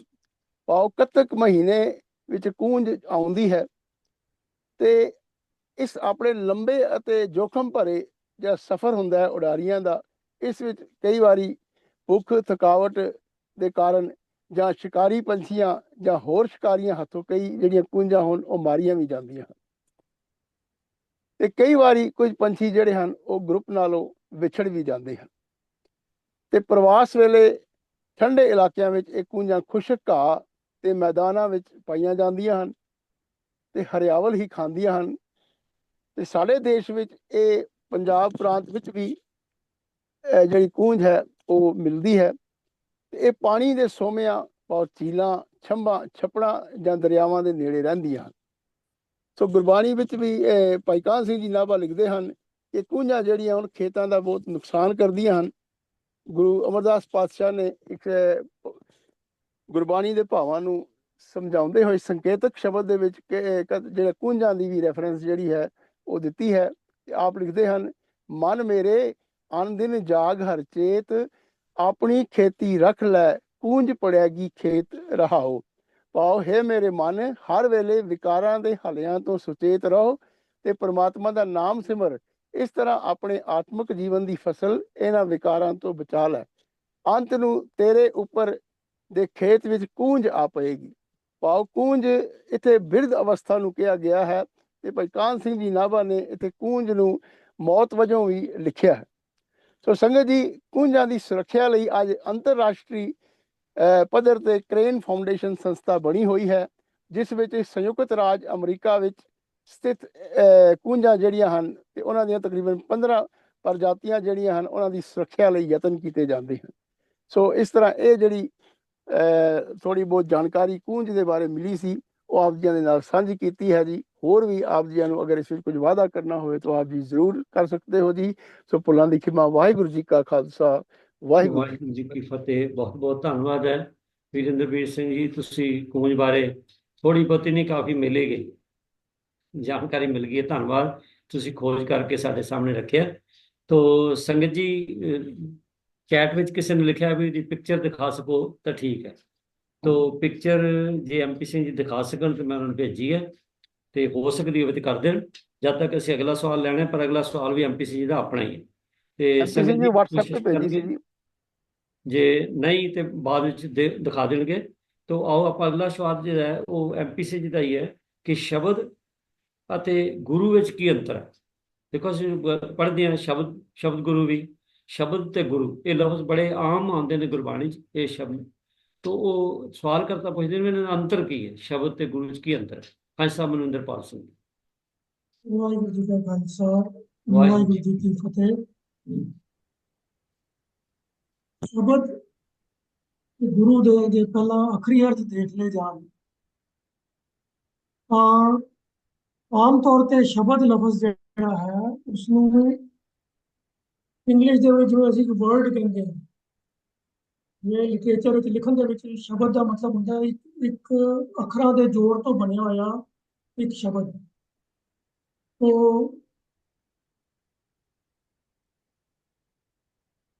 ਸ਼ਬਦਾਂ ਦੇ ਸੰਗ੍ਰਹਿ ਤੋਂ ਅੱਗੇ ਵਾਕ ਬਣਦੇ ਹਨ। ਅੱਖਰਾਂ ਨੂੰ ਜੋੜ ਕੇ ਸ਼ਬਦ ਬਣਦਾ ਹੈ, ਸ਼ਬਦਾਂ ਦੇ ਜੋੜ ਤੋਂ ਅੱਗੋਂ ਵਾਕ ਬਣਦੇ ਹਨ। ਵਾਕਾਂ ਦੇ ਨਾਲ ਅਸੀਂ ਆਪਣੀ ਗੱਲ ਸ਼ੇਅਰ ਕਰਦੇ ਹਾਂ ਲੋਕਾਂ ਦੇ ਨਾਲ। तो इंग्लिश ਵਿੱਚ ਉਹਨੂੰ ਟ੍ਰਾਂਸਲੇਟ ਕਰੀਏ ਤੇ ਉਹ ਵਰਡ ਗੁਰੂ ਲਫ਼ਜ਼ ਦਾ ਜੋ ਅਖਰੀ ਅਰਥ ਹੈ ਉਹ ਆਮ ਤੌਰ ਦੇ ਉੱਤੇ ਉਸਤਾਦ, ਗਿਆਨ ਦਾਤਾ ਦੇ ਅਰਥਾਂ ਵਿੱਚ ਲਿਆ ਜਾਂਦਾ ਹੈ। ਤੇ ਜੋ ਸੰਸਕ੍ਰਿਤ ਦੇ ਮੂਲ ਗੁਰੂ ਲਫ਼ਜ਼ ਜਿੱਥੋਂ ਆਇਆ ਹੈ ਉਹਦਾ ਅਰਥ ਹੁੰਦਾ ਹੈ ਅੰਧੇਰੇ ਨੂੰ ਦੂਰ ਕਰਕੇ ਚਾਨਣ ਦੇਣ ਵਾਲਾ, ਅੰਧੇਰੇ ਤੋਂ ਚਾਨਣ ਤੱਕ ਲੈ ਕੇ ਜਾਣਾ। ਸਿੱਖ ਲਿਟਰੇਚਰ ਦੇ ਅੰਦਰ ਸ਼ਬਦ ਗੁਰੂ ਲਫ਼ਜ਼ ਇਕੱਠਾ ਵੀ ਬਹੁਤ ਵਰਤਿਆ ਜਾਂਦਾ ਹੈ। ਗੁਰੂ ਨਾਨਕ ਪਾਤਸ਼ਾਹ ਨੇ ਵੀ ਸਿੱਧ ਗੋਸ਼ਟ ਬਾਣੀ ਦੇ ਵਿੱਚ ਇਸ ਦੀ ਵਰਤੋਂ ਇਉਂ ਕੀਤੀ ਹੈ। ਜਦੋਂ ਜੋਗੀਆਂ ਨੇ ਉਹਨਾਂ ਨੂੰ ਸਵਾਲ ਕੀਤਾ ਕਿ ਤੁਹਾਡਾ ਗੁਰੂ ਕੌਣ ਹੈ, ਗੁਰੂ ਸਾਹਿਬ ਨੇ ਜਵਾਬ ਵਿੱਚ ਆਖਿਆ ਕਿ ਸ਼ਬਦ ਗੁਰੂ ਸੁਰਤ ਤੋਂ ਹੀ ਚਾਹੀਦਾ। ਉਹ ਸ਼ਬਦ ਨੂੰ ਉਹਨਾਂ ਨੇ ਗੁਰੂ ਨਾਲ ਤੁਲਨਾ ਦਿੱਤੀ ਹੈ, ਸ਼ਬਦ ਨੂੰ ਹੀ ਗੁਰੂ ਆਖਿਆ। ਜਿਸ ਸੈਂਸ ਦੇ ਵਿੱਚ ਗੁਰੂ ਨਾਨਕ ਪਾਤਸ਼ਾਹ ਨੇ ਸ਼ਬਦ ਨੂੰ ਗੁਰੂ ਆਖਿਆ ਹੈ ਉਹ ਲਿਟਰੇਚਰ ਵਾਲਾ ਸ਼ਬਦ ਦੇ ਅਰਥਾਂ ਵਿੱਚ ਨਹੀਂ ਹੈ। ਉਹ ਸ਼ਬਦ ਹੈ ਗੁਰੂ ਦੇ ਉਪਦੇਸ਼, ਪ੍ਰਮਾਤਮਾ ਵੱਲੋਂ ਮਿਲੀ ਹੋਈ ਜੋ ਉਸਦੀ ਰਜ਼ਾ ਦੀ ਜਾਂ ਉਹਦੇ ਹੁਕਮ ਦੀ ਜੋ ਖੇਡ ਹੈ, ਉਹਦਾ ਹੁਕਮ ਹੈ, ਉਸਨੂੰ ਉਹਦੇ ਅਰਥਾਂ ਦੇ ਵਿੱਚ ਗੁਰੂ ਨਾਨਕ ਪਾਤਸ਼ਾਹ ਨੇ ਸ਼ਬਦ ਨੂੰ ਗੁਰੂ ਆਖਿਆ ਹੈ। ਤੇ ਪ੍ਰਭੂ ਦਾ ਹੁਕਮ ਹੀ ਉਹਨਾਂ ਦੇ ਵਾਸਤੇ ਗੁਰੂ ਹੈ। ਗੁਰਬਾਣੀ ਦੇ ਅੰਦਰ ਵੀ ਸ਼ਬਦ ਦੇ ਨਾਲ ਸੰਬੰਧਿਤ ਕਈ ਪ੍ਰਮਾਣ ਮਿਲਦੇ ਹਨ ਜਿਨ੍ਹਾਂ ਦਾ ਭਾਵ ਆਮ ਤੌਰ ਦੇ ਉੱਤੇ ਗੁਰੂ ਦੇ ਵੱਲੋਂ ਦਿੱਤੀ ਹੋਈ ਜੀਵਨ ਜਾਂਚ ਦੇ ਅਰਥਾਂ ਦੇ ਵਿੱਚ ਹੀ ਹੁੰਦਾ ਹੈ। ਉਹ ਸ਼ਬਦ ਦਾ ਜੋ ਗੁਰਬਾਣੀ ਦੇ ਅੰਦਰ ਜੋ ਭਾਵ ਅਰਥ ਹੈ, ਜੋ ਗੁਰਬਾਣੀ 'ਚ ਵਰਤਿਆ ਗਿਆ, ਉਹ ਹੈ ਗੁਰੂ ਦਾ ਉਪਦੇਸ਼, ਗੁਰੂ ਦੀ ਸਿੱਖਿਆ, ਉਹ ਜੀਵਨ ਜਾਂਚ ਜਿਹੜੀ ਗੁਰਸਿੱਖ ਨੇ ਆਪਣੇ ਜੀਵਨ ਵਿੱਚ ਅਪਣਾਉਣੀ ਹੈ। ਉਹ ਜੀਵਨ ਜਾਂਚ ਨੂੰ ਅਪਣਾਉਣਾ ਤੋਂ ਭਾਵ ਕੀ ਹੈ ਕਿ ਅਸੀਂ ਗੁਰੂ ਪਾਸੋਂ ਗਿਆਨ ਹਾਸਲ ਕਰਨਾ ਹੈ। ਉਹ ਗਿਆਨ, ਗੁਰੂ ਦੇ ਗਿਆਨ ਨੂੰ ਹੀ ਸ਼ਬਦ ਕਿਹਾ ਜਾਂਦਾ ਹੈ। ਤੇ ਗੁਰਬਾਣੀ ਜਿਹੜੀ ਹੈ ਗਿਆਨ ਨੂੰ ਵੀ ਗੁਰੂ ਦੇ ਅਰਥਾਂ ਵਿੱਚ ਵਰਤਦੀ ਹੈ। ਗਿਆਨ ਗੁਰੂ ਆਤਮ ਉਪਦੇਸ਼ੋ, ਗੁਰੂ ਦੇ ਗਿਆਨ ਦੇ ਬਾਰੇ ਗੱਲ ਕੀਤੀ ਜਾਂਦੀ ਹੈ। ਗੁਰੂ ਦਾ ਸਰੀਰ ਅਹਿਮੀਅਤ ਨਹੀਂ ਰੱਖਦਾ, ਗੁਰੂ ਦੀ ਸਿੱਖਿਆ ਤੇ ਗੁਰੂ ਦਾ ਗਿਆਨ ਅਹਿਮੀਅਤ ਰੱਖਦਾ। ਉਹ ਇਸ ਲਈ ਭਾਵ ਅਰਥਾਂ ਦੇ ਹਿਸਾਬ ਦੇ ਨਾਲ ਸ਼ਬਦ ਅਤੇ ਗੁਰੂ ਸਮਅਰਥਕ ਤਰੀਕੇ ਦੇ ਨਾਲ ਗੁਰਬਾਣੀ 'ਚ ਵਰਤੇ ਗਏ ਹਨ। ਗੁਰੂ ਦਾ ਸ਼ਬਦ ਗੁਰੂ ਦਾ ਹੀ ਗਿਆਨ ਦਿੰਦਾ ਹੈ ਤੇ ਗੁਰੂ ਦੇ ਪਾਸੋਂ ਸਿੱਖ ਨੇ ਗਿਆਨ ਹਾਸਲ ਕਰਕੇ ਆਪਣੀ ਜੀਵਨ ਨੂੰ ਸਹੀ ਰਾਹ ਤੇ ਤੋਰਨਾ ਹੈ। ਇਸ ਸੈਂਸ ਦੇ ਵਿੱਚ ਸ਼ਬਦ ਤੇ ਗੁਰੂ ਦੇ ਵਿੱਚ ਕੋਈ ਭੇਦ ਨਹੀਂ ਹੈ। ਅਗਰ ਜੇ ਸਿਰਫ ਅਖਰੀ ਲਿਟਰੇਚਰ ਵਾਲੇ ਅਰਥ ਕੀਤੇ ਜਾਣ ਤਾਂ ਫਿਰ ਇਹਨਾਂ ਦਾ ਜੋ ਕੰਟੈਕਸਟ ਹੈ ਉਹ ਵੱਖਰਾ ਹੋ ਜਾਂਦਾ ਹੈ। ਬਹੁਤੇ ਲੋਕੀ ਆਵਾਜ਼ ਨੂੰ ਸ਼ਬਦ ਦੇ ਨਾਲ ਮੇਲ ਕਰਕੇ ਇਹਦੀ ਵਰਤੋਂ ਕਰ ਲੈਂਦੇ ਹਨ। ਜਿਹੜੀ ਧੁਨੀ ਸੁਣਾਈ ਦਿੰਦੀ ਹੈ, ਜੋ ਆਵਾਜ਼ ਸੁਣਾਈ ਦਿੰਦੀ ਹੈ, ਉਸ ਨੂੰ ਵੀ ਕਿਹਾ ਜਾਂਦਾ ਹੈ ਕਿ ਸ਼ਬਦ, ਕਿਉਂਕਿ ਆਮ ਤੌਰ ਦੇ ਉੱਤੇ ਧੁਨੀ ਦੇ ਰਾਹੀਂ ਅਸੀਂ ਆਪਣੇ ਵਿਚਾਰ ਵਟਾਂਦਰਾ ਵੀ ਕਰਦੇ ਹਾਂ, ਲੋਕਾਂ ਤੱਕ ਆਪਣੀ ਗੱਲ ਪਹੁੰਚਾਉਂਦੇ ਹਾਂ। तो ਉਹਦਾ ਮਾਧਿਅਮ ਵੀ ਸ਼ਬਦਾਂ ਦੀ ਵਰਤੋਂ ਹੁੰਦਾ ਹੈ। ਪਰ ਗੁਰਬਾਣੀ ਦੇ ਅੰਦਰ ਉਸ ਸੈਂਸ ਦੇ ਅੰਦਰ ਸ਼ਬਦ ਦੀ ਵਰਤੋਂ ਨਹੀਂ ਕੀਤੀ ਗਈ। ਜਿੱਥੇ ਵੀ ਸ਼ਬਦ ਗੁਰੂ ਦੀ ਗੱਲ ਆਈ ਹੈ ਜਾਂ ਸ਼ਬਦ ਦੇ ਰਾਹੀਂ ਜੀਵਨ ਨੂੰ ਸਹੀ ਸੇਧ ਦੇਣ ਦੀ ਜਾਂ ਗੁਰੂ ਦੇ ਗਿਆਨ ਹਾਸਲ ਕਰਕੇ ਪਰਮਾਤਮਾ ਦੇ ਨੇੜਤਾ ਹਾਸਲ ਕਰਨ ਦੀ ਗੱਲ ਕੀਤੀ ਗਈ ਹੈ, ਉੱਥੇ ਸਭ ਜਗ੍ਹਾ ਸ਼ਬਦ ਦਾ ਅਰਥ ਗੁਰੂ ਦਾ ਗਿਆਨ ਹੀ ਹੈ। ਗੁਰੂ ਲਫ਼ਜ਼ ਜਿਹੜਾ ਹੈ ਉਹ ਜਾਂ ਪਰਮਾਤਮਾ ਦੇ ਅਰਥਾਂ 'ਚ ਵਰਤਿਆ ਗਿਆ ਹੈ ਤੇ ਜਾਂ ਗਿਆਨ ਦਾ ਦਾਤਾ ਜੋ ਪ੍ਰਭੂ ਨਾਲ ਮਿਲਾਪ ਕਰਨ ਵਾਲਾ ਹੈ, ਜਿਹਦੀ ਸਿੱਖਿਆ ਦੇ ਰਾਹੀਂ ਪ੍ਰਭੂ ਨਾਲ ਨੇੜਤਾ ਮਿਲ ਸਕਦੀ ਹੈ, ਉਸ ਨੂੰ ਗੁਰੂ ਕਿਹਾ ਗਿਆ ਹੈ। ਤੇ ਉਸ ਸੈਂਸ ਵਿੱਚ ਸ਼ਬਦ ਤੇ ਗੁਰੂ ਇੱਕੋ ਹੀ ਅਰਥਾਂ ਵਿੱਚ ਗੁਰਬਾਣੀ 'ਚ ਵਰਤਦੇ ਹੈ। ਇਤਨੀ ਬੇਨਤੀ ਪ੍ਰਵਾਨ ਕਰਦੇ ਹਾਂ। ਵਾਹਿਗੁਰੂ ਜੀ ਕਾ ਖਾਲਸਾ, ਵਾਹਿਗੁਰੂ ਜੀ। ਸ਼ਬਦ ਤੇ ਗੁਰੂ ਸਮਾਨ ਅੰਤਰ ਨੇ ਵੀਰ ਜੀ ਨੇ ਦੱਸਿਆ। ਔਰ ਬਿਲਕੁਲ ਜਿਹੜਾ ਗੁਰੂ ਦਾ ਗਿਆਨ ਸਾਨੂੰ ਪ੍ਰਗਟ ਕਰਦਾ, ਜਿਹੜੇ ਅੱਖਰ ਗੁੜ ਕੇ ਸ਼ਬਦ ਬਣਦੇ ਨੇ ਉਹਨੂੰ ਸ਼ਬਦ ਕਹਿੰਦੇ ਹਾਂ। ਔਰ ਅਸੀਂ ਸ਼ਬਦ ਗੁਰੂ ਦੀ ਵਰਤੋਂ ਜਿਹੜੀ ਇਸ ਆਮ ਤੌਰ ਤੇ ਸ਼ਬਦ ਗੁਰੂ ਦੀ ਵਰਤੋਂ ਕਰਦੇ ਹਾਂ। ਸ਼ਬਦ ਤੇ ਗੁਰੂ ਵਿੱਚ ਕੋਈ ਅੰਤਰ ਨਹੀਂ। ਵੀਰ ਮਨਿੰਦਰਪਾਲ ਸਿੰਘ ਜੀ ਨੇ ਸਾਨੂੰ ਸਮਝਾਇਆ। ਧੰਨਵਾਦ ਵੀਰ ਜੀ, ਬਹੁਤ ਬਹੁਤ। ਤੋ ਸੰਗਤ ਜੀ ਆਓ, ਜਿਹੜਾ ਅਗਲਾ ਸਵਾਲ ਹੈ ਉਹ ਵੀ ਬੜਾ ਅਹਿਮ ਹੈ, ਕਿਉਂਕਿ ਗੁਰਬਾਣੀ ਵਿੱਚ ਇਹ ਜਿਹੜੇ ਸ਼ਬਦ ਨੇ ਸਾਸ ਗਰਾਸ ਆਮ ਤੌਰ ਤੇ ਆਉਂਦੇ ਨੇ। ਤੋ ਸਵਾਲ ਕਰਤਾ ਨੇ ਪੁੱਛਿਆ ਵੀ ਸਾਸ ਗਰਾਸ ਤੋਂ ਭਾਵ ਕੀ ਹੈ। ਤੋ ਬੇਨਤੀ ਹੈ ਵੀਰ ਕੇਕਰ ਸਿੰਘ ਜੀ, ਆਪ ਕਿਰਪਾ ਕਰਕੇ ਇਸ ਵਿਸ਼ੇ ਤੇ ਸਾਨੂੰ ਚਾਨਣ ਪਾਓ। ਵੀਰ ਜੀ ਸਵਾਲ ਤੁਸੀਂ ਮੇਰਾ ਵਾਲਾ ਡਿਸਪਲੇ ਕੀਤਾ ਹੈ ਅੰਕ ਦਾ। ਅਹ ਉਹ ਅੰਗ ਕਿਵੇਂ? ਕਿਉਂਕਿ ਗੁਰੂ ਗ੍ਰੰਥ ਸਾਹਿਬ ਜੀ ਦੇ ਜਿਹੜੇ ਪੇजेस ਨੇ ਉਹਨਾਂ ਬਾਰੇ ਲਫ਼ਜ਼ ਵਰਤੇ ਜਾਂਦੇ, ਕੋਈ ਅੰਕ ਕਹਿੰਦਾ ਹੈ, ਕੋਈ ਮਤਲਬ ਬਈ ਇਹਨੂੰ ਕਈ ਅੱਜ ਕੱਲ੍ਹ ਅੰਗ ਵੀ ਕਹਿੰਦੇ ਨੇ। ਤੇ ਉਹ ਫਰਕ ਇਹ ਹੈ ਕਿ ਅੰਕ ਤੋਂ ਅੰਗ ਕਿਸ ਤਰ੍ਹਾਂ ਬਣ ਗਿਆ, ਸਵਾਲ ਕਰਤਾ ਹੈ ਕੁਛ ਹਰਮਿੰਦਰ ਕੌਰ ਜੀ। ਜੀ ਵਾਹਿਗੁਰੂ ਜੀ ਕਾ ਖਾਲਸਾ ਵਾਹਿਗੁਰੂ ਜੀ ਕੀ ਫਤਿਹ। ਜਿਸ ਤਰ੍ਹਾਂ ਕਿ ਵੀਰ ਜੀ ਨੇ ਸਵਾਲ ਦੱਸਿਆ ਹੈ ਕਿ ਪੰਨਾ ਤੋਂ ਅੰਕ ਅਤੇ ਅੰਕ ਤੋਂ ਅੰਕ ਕਿਸ ਤਰ੍ਹਾਂ ਬਣ ਗਿਆ, ਤੇ ਨਾਲ ਹੀ ਇਸ ਤਰ੍ਹਾਂ ਵੀ ਕਿਹਾ ਜਾਂਦਾ ਹੈ ਕਿ ਗੁਰੂ ਗ੍ਰੰਥ ਸਾਹਿਬ ਜੀ ਦੇ ਪੱਤੇ ਜਾਂ ਪੱਤਰੇ ਨਹੀਂ ਕਹਿਣਾ ਚਾਹੀਦਾ, ਬਲਕਿ ਅੰਗ ਕਹਿਣਾ ਚਾਹੀਦਾ ਹੈ, ਕਿਉਂਕਿ ਅੰਗ ਕਹਿਣਾ ਗੁਰੂ ਗ੍ਰੰਥ ਸਾਹਿਬ ਜੀ ਨੂੰ ਸਤਿਕਾਰ ਦੇਣਾ ਹੈ। ਕਿਉਂਕਿ ਅੰਗ ਕਹਿਣਾ ਗੁਰੂ ਗ੍ਰੰਥ ਸਾਹਿਬ ਜੀ ਨੂੰ ਸਤਿਕਾਰ ਦੇਣਾ ਹੈ, ਤੇ ਸਭ ਤੋਂ ਪਹਿਲਾਂ ਦੇਖਦੇ ਹਾਂ ਕਿ ਇਹਨਾਂ ਵਿੱਚ ਕੀ ਫਰਕ ਹੈ। ਜਦੋਂ ਭਾਸ਼ਾ ਦੇ ਤੌਰ ਤੇ ਇਹਨਾਂ ਸ਼ਬਦਾਂ ਦੀ ਖੋਜ ਕਰੀਏ ਤਾਂ ਪਤਾ ਲੱਗਦਾ ਹੈ ਕਿ ਅੰਗ ਇੱਕ ਸੰਸਕ੍ਰਿਤ ਦਾ ਸ਼ਬਦ ਹੈ, ਨਾਮ ਹੈ। ਭਾਈ ਕਾਨ ਸਿੰਘ ਜੀ ਨਾਭਾ, ਡਾਕਟਰ ਗੁਰਚਰਨ ਸਿੰਘ ਅਤੇ ਭਾਈ ਵੀਰ ਸਿੰਘ ਜੀ ਦੇ ਸ਼ਬਦਕੋਸ਼ ਮੁਤਾਬਕ ਇਸ ਸ਼ਬਦ ਦੇ ਕਈ ਮਤਲਬ ਹਨ ਜੋ ਕਿ ਗੁਰੂ ਗ੍ਰੰਥ ਸਾਹਿਬ ਜੀ ਵਿੱਚ ਆਏ ਹਨ। ਤੇ ਅੰਗ ਜੇ ਨਾਮ ਦੇ ਤੌਰ ਤੇ ਵਰਤਿਆ ਜਾਵੇ ਤਾਂ ਦੇਹ, ਸਰੀਰ, ਪਿਆਰਾ, ਲਿਬਾਸ, ਮਿੱਤਰ, ਹੱਥ ਪੈਰ ਆਦਿ ਇਹਦੇ ਅਰਥ ਹਨ। ਤੇ ਅੰਗ ਜੇ ਧਾਤੂ ਦੇ ਤੌਰ ਤੇ ਵਰਤਿਆ ਜਾਵੇ ਤਾਂ ਚਿੰਤ ਕਰਨਾ ਜਾਂ ਚਲਣਾ ਅਤੇ ਪਵਿੱਤਰ ਕਰਨਾ, ਇਸ ਤਰ੍ਹਾਂ ਦੇ ਅਰਥ ਸਾਨੂੰ ਮਿਲਦੇ ਹਨ। ਤੇ ਅੰਕ ਵੀ ਸੰਸਕ੍ਰਿਤ ਵਿੱਚੋਂ ਹੀ ਆਇਆ ਹੈ ਅਤੇ ਪ੍ਰਕਿਰਤ ਵਿੱਚ ਜ਼ਿਆਦਾ ਵਰਤਿਆ ਗਿਆ ਹੈ। ਗੁਰੂ ਗ੍ਰੰਥ ਸਾਹਿਬ ਜੀ ਵਿੱਚ 3 ਵਾਰੀ ਆਇਆ ਹੈ। ਭਾਈ ਕਾਨ ਸਿੰਘ ਨਾਭਾ ਜੀ ਮੁਤਾਬਕ ਲਿਬਾਸ ਹੈ। ਭਾਈ ਵੀਰ ਸਿੰਘ ਜੀ ਵੀ ਲਿਬਾਸ ਜਾਂ ਪਿਆਰਾ, ਅੰਗ ਅਤੇ ਸਰੂਪ ਦੱਸਦੇ ਹਨ।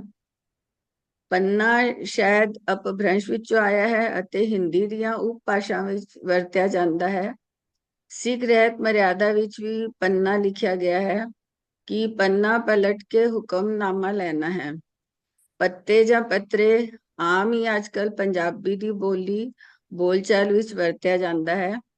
ਪੱਤਰਾ ਸ਼ਬਦ ਵੀ ਸਿੱਖ ਰਹਿਤ ਮਰਿਆਦਾ ਵਿੱਚ ਵਰਤਿਆ ਗਿਆ ਹੈ। ਪੇਜ ਅੰਗਰੇਜ਼ੀ ਦਾ ਸ਼ਬਦ ਹੈ, ਅੱਜਕੱਲ ਪੰਜਾਬੀ ਵਿੱਚ ਵੀ ਪੂਰੀ ਤਰ੍ਹਾਂ ਮਿਕਸ ਹੋ ਚੁੱਕਿਆ ਹੈ।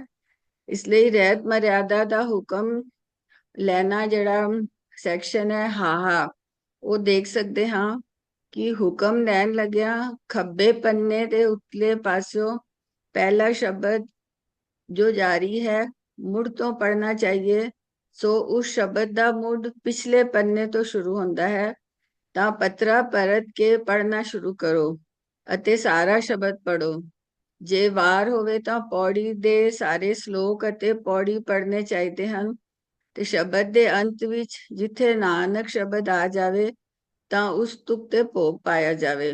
ਅਤੇ ਅਖੰਡ ਪਾਠ ਜਾਂ ਸਹਿਜ ਪਾਠ ਦੀ ਸਮਾਪਤੀ ਹੋਣੀ ਹੁੰਦੀ ਹੈ ਤਾਂ ਵੀ ਅਸੀਂ ਸੁਣਦੇ ਹਾਂ ਕਿ ਕਿਹਾ ਜਾਂਦਾ ਹੈ ਕਿ ਭੋਗ ਦੇ ਪੱਤਰੇ ਜਾਂ ਪੰਨੇ ਪੜ੍ਹਨ ਦੀ ਤਿਆਰੀ ਹੈ ਜਾਂ ਸ਼ਲੋਕ ਮਹਿਲਾ ਨਾਵਾਂ ਪੜ੍ਹਨ ਦੀ ਤਿਆਰੀ ਹੈ, ਉਹ ਸਾਧ ਸੰਗਤ ਹਾਜ਼ਰ ਹੋ ਜਾਵੇ।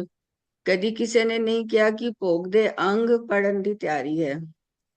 ਸੋ ਹੁਣ ਸੰਗਤ ਨੇ ਹੀ ਸੋਚਣਾ ਹੈ ਕਿ ਵਾਕਿਆ ਹੀ ਪੱਤਰੇ ਜਾਂ ਪੰਨੇ ਜਾਂ ਪੇਜ ਕਹਿਣ ਨਾਲੋਂ ਅੰਗ ਕਹਿਣ ਨਾਲ ਅਸੀਂ ਗੁਰੂ ਸਾਹਿਬ ਜੀ ਨੂੰ ਜ਼ਿਆਦਾ ਸਤਿਕਾਰ ਦਿੰਦੇ ਹਾਂ ਕਿ ਇਹ ਸੰਸਕ੍ਰਿਤ ਦਾ ਸ਼ਬਦ ਅੰਗ ਬੋਲਣਾ ਸਾਡੇ ਆਮ ਬੋਲਚਾਲ ਪੰਜਾਬੀ ਬੋਲੀ ਦੇ ਸ਼ਬਦ ਪੱਤਰੇ ਜਾਂ ਪੇਜ ਜਾਂ ਪੰਨੇ ਨਾਲੋਂ ਜ਼ਿਆਦਾ ਸਤਿਕਾਰਯੋਗ ਹੈ। ਤੇ ਸ੍ਰੀ ਗੁਰੂ ਗ੍ਰੰਥ ਸਾਹਿਬ ਜੀ ਦਾ ਸਭ ਤੋਂ ਵੱਧ ਸਤਿਕਾਰ ਇਸ ਵਿੱਚ ਹੈ ਕਿ ਇਸ ਨੂੰ ਆਪ ਪੜ੍ਹਿਆ ਜਾਵੇ, ਆਪ ਸਮਝਿਆ ਜਾਵੇ ਅਤੇ ਆਪਣੇ ਜੀਵਨ ਵਿੱਚ ਲਾਗੂ ਕੀਤਾ ਜਾਵੇ। ਕਿਉਂਕਿ ਅਸੀਂ ਗੁਰੂ ਸਾਹਿਬ ਨੂੰ 10 ਗੁਰੂਆਂ ਦੀ ਜੋਤ ਗੁਰੂ ਮੰਨਦੇ ਹਾਂ, ਤੇ ਇਸ ਲਈ ਵੀ ਅੰਗ ਕਹਿਣ ਦੀ ਆਦਤ ਜਿਕਨ ਪੈ ਗਈ ਹੈ ਜਾਂ ਬੋਲਿਆ ਜਾਂਦਾ ਹੈ। ਤੇ ਰਹਿਤ ਮਰਿਆਦਾ ਤੇ ਜੋ ਹਵਾਲਾ ਮਿਲਦਾ ਹੈ ਉਸ ਮੁਤਾਬਕ ਤਾਂ ਪੱਤਰਾ, ਪੰਨਾ ਜਾਂ ਅੰਕ ਕਿਹਾ ਜਾਣਾ ਚਾਹੀਦਾ ਹੈ। ਜੇ ਕਿਸੇ ਕੋਲ ਹੋਰ ਜਾਣਕਾਰੀ ਹੋਵੇ ਤਾਂ ਜ਼ਰੂਰ ਸਾਂਝੀ ਕਰਨੀ, ਅਸੀਂ ਉਹਨਾਂ ਦੇ ਧੰਨਵਾਦੀ ਹੋਵਾਂਗੇ। ਵਾਹਿਗੁਰੂ ਜੀ ਕਾ ਖਾਲਸਾ, ਵਾਹਿਗੁਰੂ ਜੀ ਕੀ ਫਤਿਹ। ਇਹ ਸ਼ਬਦ ਅੰਕ ਜਾਂ ਪੰਨਾ ਹੀ ਵਰਤਣਾ ਚਾਹੀਦਾ ਔਰ ਮਰਿਆਦਾ 'ਚ ਵੀ ਇਹੀ ਹੈ। ਅੰਗ ਲਫ਼ਜ਼ ਜਿਹੜਾ ਹੈ ਉਹਦੇ ਅਰਥ ਹੋਰ ਬਣਦੇ ਨੇ। ਤੇ ਕਿਉਂ ਸ਼ੁਰੂ ਹੋ ਗਿਆ? ਅਸਲ ਬਹੁਤ ਸਾਰੀਆਂ ਗੱਲਾਂ ਜਿਹੜੀਆਂ ਨੇ ਉਹ ਜਿਹੜੇ ਡੇਰੇਦਾਰ ਨੇ ਸੰਪਰਦਾਇ ਉਹ ਆਪਣੇ ਤੌਰ ਤੇ ਇਹੋ ਜਿਹੀਆਂ ਗੱਲਾਂ ਪ੍ਰਸਿੱਧ ਕਰ ਦਿੰਦੇ ਨੇ ਜਿਹੜੀਆਂ ਸੰਗਤਾਂ 'ਚ ਪ੍ਰਚਲਿਤ ਹੋ ਜਾਂਦੀਆਂ। ਤੋ ਪ੍ਰਚਲਿਤ ਹੈ, ਬਹੁਤ ਸਾਰੇ ਅੰਗ ਲਫ਼ਜ਼ ਵਰਤਦੇ ਨੇ, ਪਰੰਤੂ ਸਹੀ ਵਰਤੋਂ ਜਿਹੜੀ ਹੈ ਉਹ ਪੰਨਾ ਹੈ ਜਾਂ ਅੰਕ ਹੈ। ਔਰ ਇਸੇ ਤਰ੍ਹਾਂ ਸਿੱਖ ਰਹਿਤ ਵਿੱਚ ਲਿਖਿਆ ਸਾਨੂੰ ਬਿਲਕੁਲ ਇਹ ਜਾਣਕਾਰੀ ਹੋਣੀ ਚਾਹੀਦੀ ਹੈ। ਕਿਸੇ ਕਿਸਮ ਵਿੱਚ ਕਨਫਿਊਜ਼ਨ ਨਹੀਂ ਵੀ ਅੰਕ ਕਿਉਂ ਕਹਿਣ ਲਈ ਸਿਰਫ ਅੰਕ ਜਾਂ ਪੰਨਾ। ਤੇ ਭੈਣ ਜੀ ਦਾ ਧੰਨਵਾਦ। ਤੋ ਸੰਗਤ ਜੀ ਅਗਲਾ ਸਵਾਲ ਜਿਹੜਾ ਹੈ, ਮੈਨੂੰ ਖਿਮਾ ਕਰਨਾ ਵੀ ਦੂਜਾ ਬੋਲਿਆ ਗਿਆ ਸੀਗਾ, ਭੈਣ ਜੀ ਵਾਲਾ ਪਹਿਲੇ ਰਹਿ ਗਿਆ ਸੀਗਾ। ਤੋ ਸਾਸ ਗਰਾਸ ਤੋਂ ਕੀ ਭਾਵ ਹੈ, ਸਾਕਿਕਰ ਸਿੰਘ ਜੀ ਦੱਸੋ। ਹਾਂਜੀ ਵੀਰ ਜੀ, ਵਾਹਿਗੁਰੂ ਜੀ ਕਾ ਖਾਲਸਾ ਵਾਹਿਗੁਰੂ ਜੀ ਕੀ ਫਤਿਹ।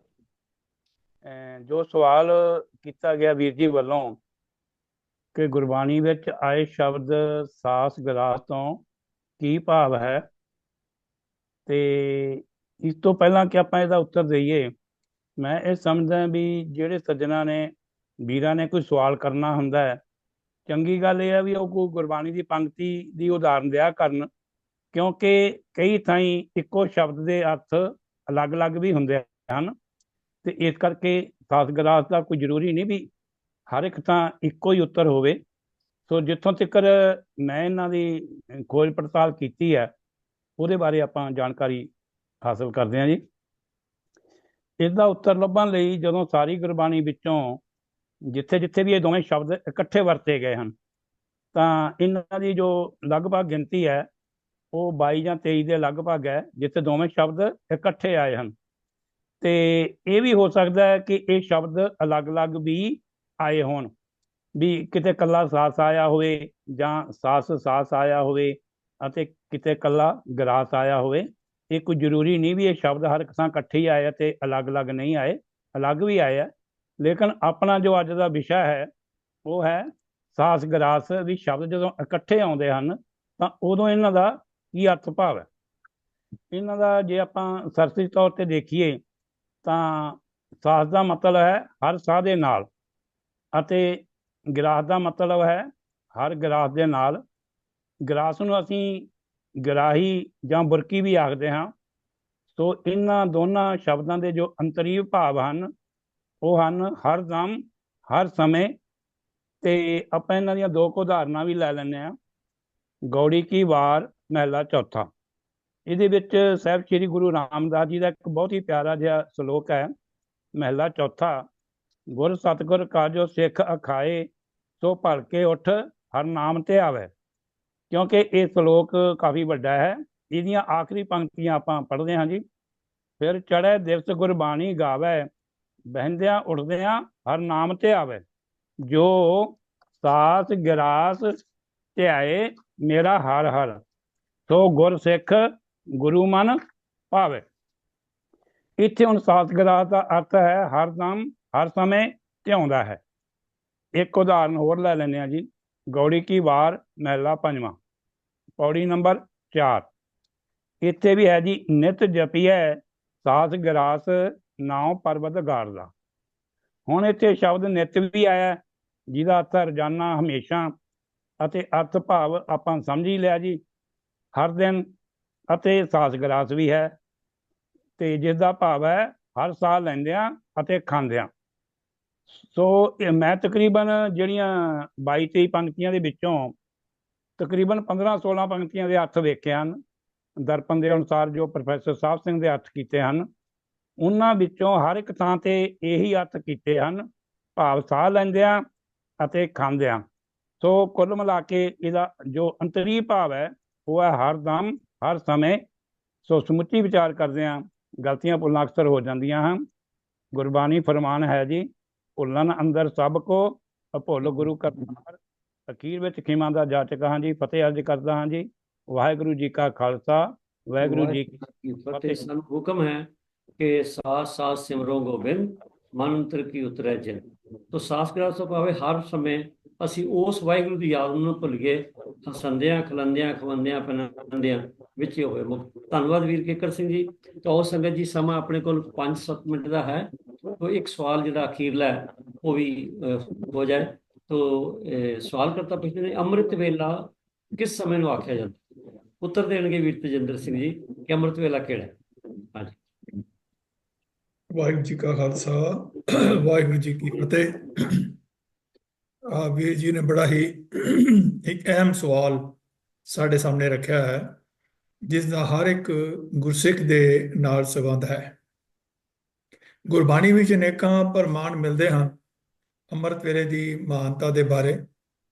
ਤੋਂ ਉਸ ਦੇ ਬਾਰੇ ਵਿਚਾਰ ਕਰਨ ਤੋਂ ਪਹਿਲਾਂ ਜੋ ਸਿੱਖ ਰਹਿਤ ਮਰਿਆਦਾ ਸ੍ਰੀ ਅਕਾਲ ਤਖਤ ਸਾਹਿਬ ਤੋਂ ਸਾਨੂੰ ਜਿਹੜੀ ਹੈ ਪ੍ਰਾਪਤ ਹੋਈ ਹੈ, ਉਸ ਵਿੱਚ ਸਿੱਖ ਦੀ ਤਾਰੀਫ ਤੋਂ ਬਾਅਦ ਸ਼ਖਸੀ ਰਹਿਣੀ ਜਿਹੜੀ ਹੈ ਉਸ ਦੇ 3 ਅੰਗ ਦੱਸੇ ਗਏ ਹਨ।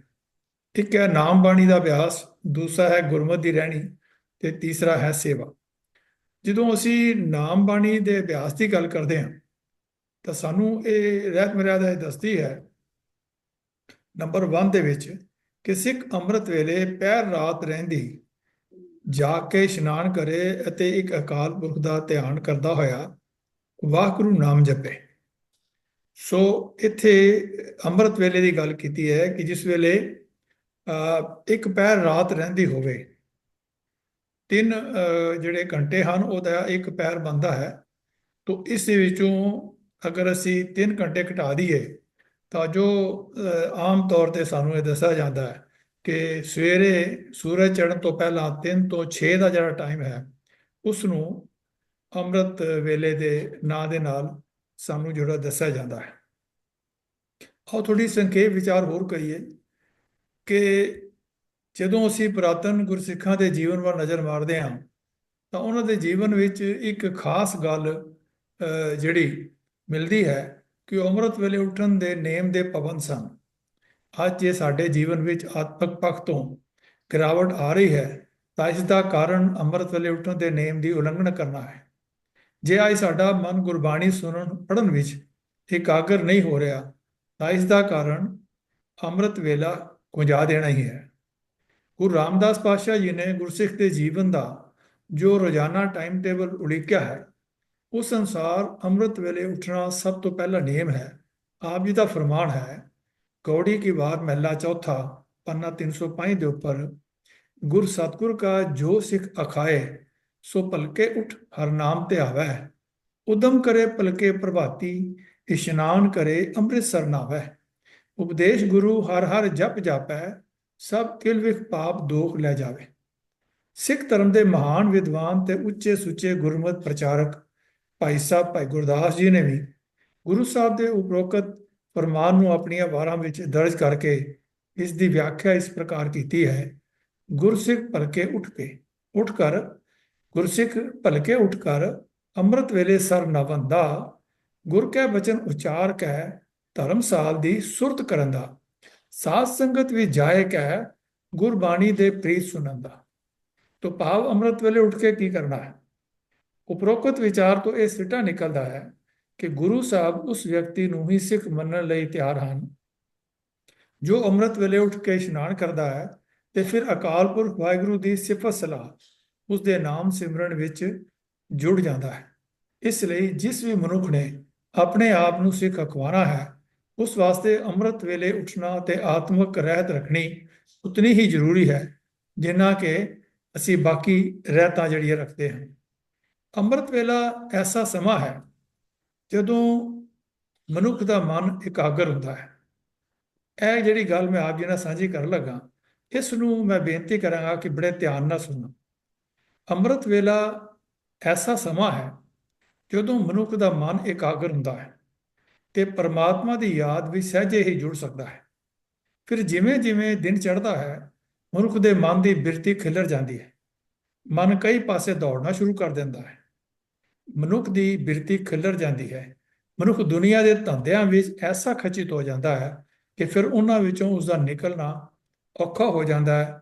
ਅਸੀਂ ਸਾਰੇ ਹੀ ਗ੍ਰਸਤੀ ਹਾਂ, ਇਸ ਨੂੰ ਬੜੇ ਆਸਾਨੀ ਨਾਲ ਸਮਝ ਸਕਦੇ ਹਾਂ। ਦਿਨ ਚੜ੍ਹੇ ਭੁੱਖ ਅਤੇ ਤ੍ਰੇਹ ਨੇ ਵੀ ਚਮਕਣਾ ਹੋਇਆ। ਇਸ ਤਰ੍ਹਾਂ ਖਾਣ ਪੀਣ ਦਾ ਰੁਝੇਵਾਂ ਵੀ ਬਣਨਾ ਕੁਦਰਤੀ ਗੱਲ ਹੈ। ਸਾਰਾ ਦਿਨ ਮਨੁੱਖ ਕੰਮਕਾਰ ਕਰਦਾ, ਕੰਮਕਾਰ ਵਿੱਚ ਥਕਾਵਟ ਵੀ ਹੁੰਦੀ ਹੈ। ਇਸ ਥਕਾਵਟ ਦੇ ਕਾਰਨ ਮਨੁੱਖ ਨੂੰ ਐਸੀ ਨੀਂਦਰ ਆਉਂਦੀ ਹੈ ਕਿ ਰਾਤ ਸੁੱਤਿਆਂ ਹੀ ਬੀਤ ਜਾਂਦੀ ਹੈ। ਸੋ ਸਾਰੇ ਸਮਿਆਂ ਵਿੱਚ ਇੱਕ ਅੰਮ੍ਰਿਤ ਵੇਲਾ ਹੀ ਐਸਾ ਸਮਾਂ ਹੈ ਜਿਸ ਸਮੇਂ ਮਨੁੱਖ ਦਾ ਮਨ ਇਕਾਗਰ ਹੋ ਕੇ ਪਰਮਾਤਮਾ ਦੀ ਯਾਦ ਵਿੱਚ ਜੁੜ ਸਕਦਾ ਹੈ। ਧੰਨ ਗੁਰੂ ਨਾਨਕ ਪਾਤਸ਼ਾਹ ਨੇ ਵੀ ਇਸੇ ਪ੍ਰਥਾਏ ਸਾਨੂੰ ਮਾਂਝ ਕੀ ਵਾਰ ਵਿੱਚ ਮੱਲਾ ਪਹਿਲਾ ਪੰਨਾ 145 ਦੇ ਉੱਪਰ ਸੇਧ ਦਿੱਤੀ ਹੈ।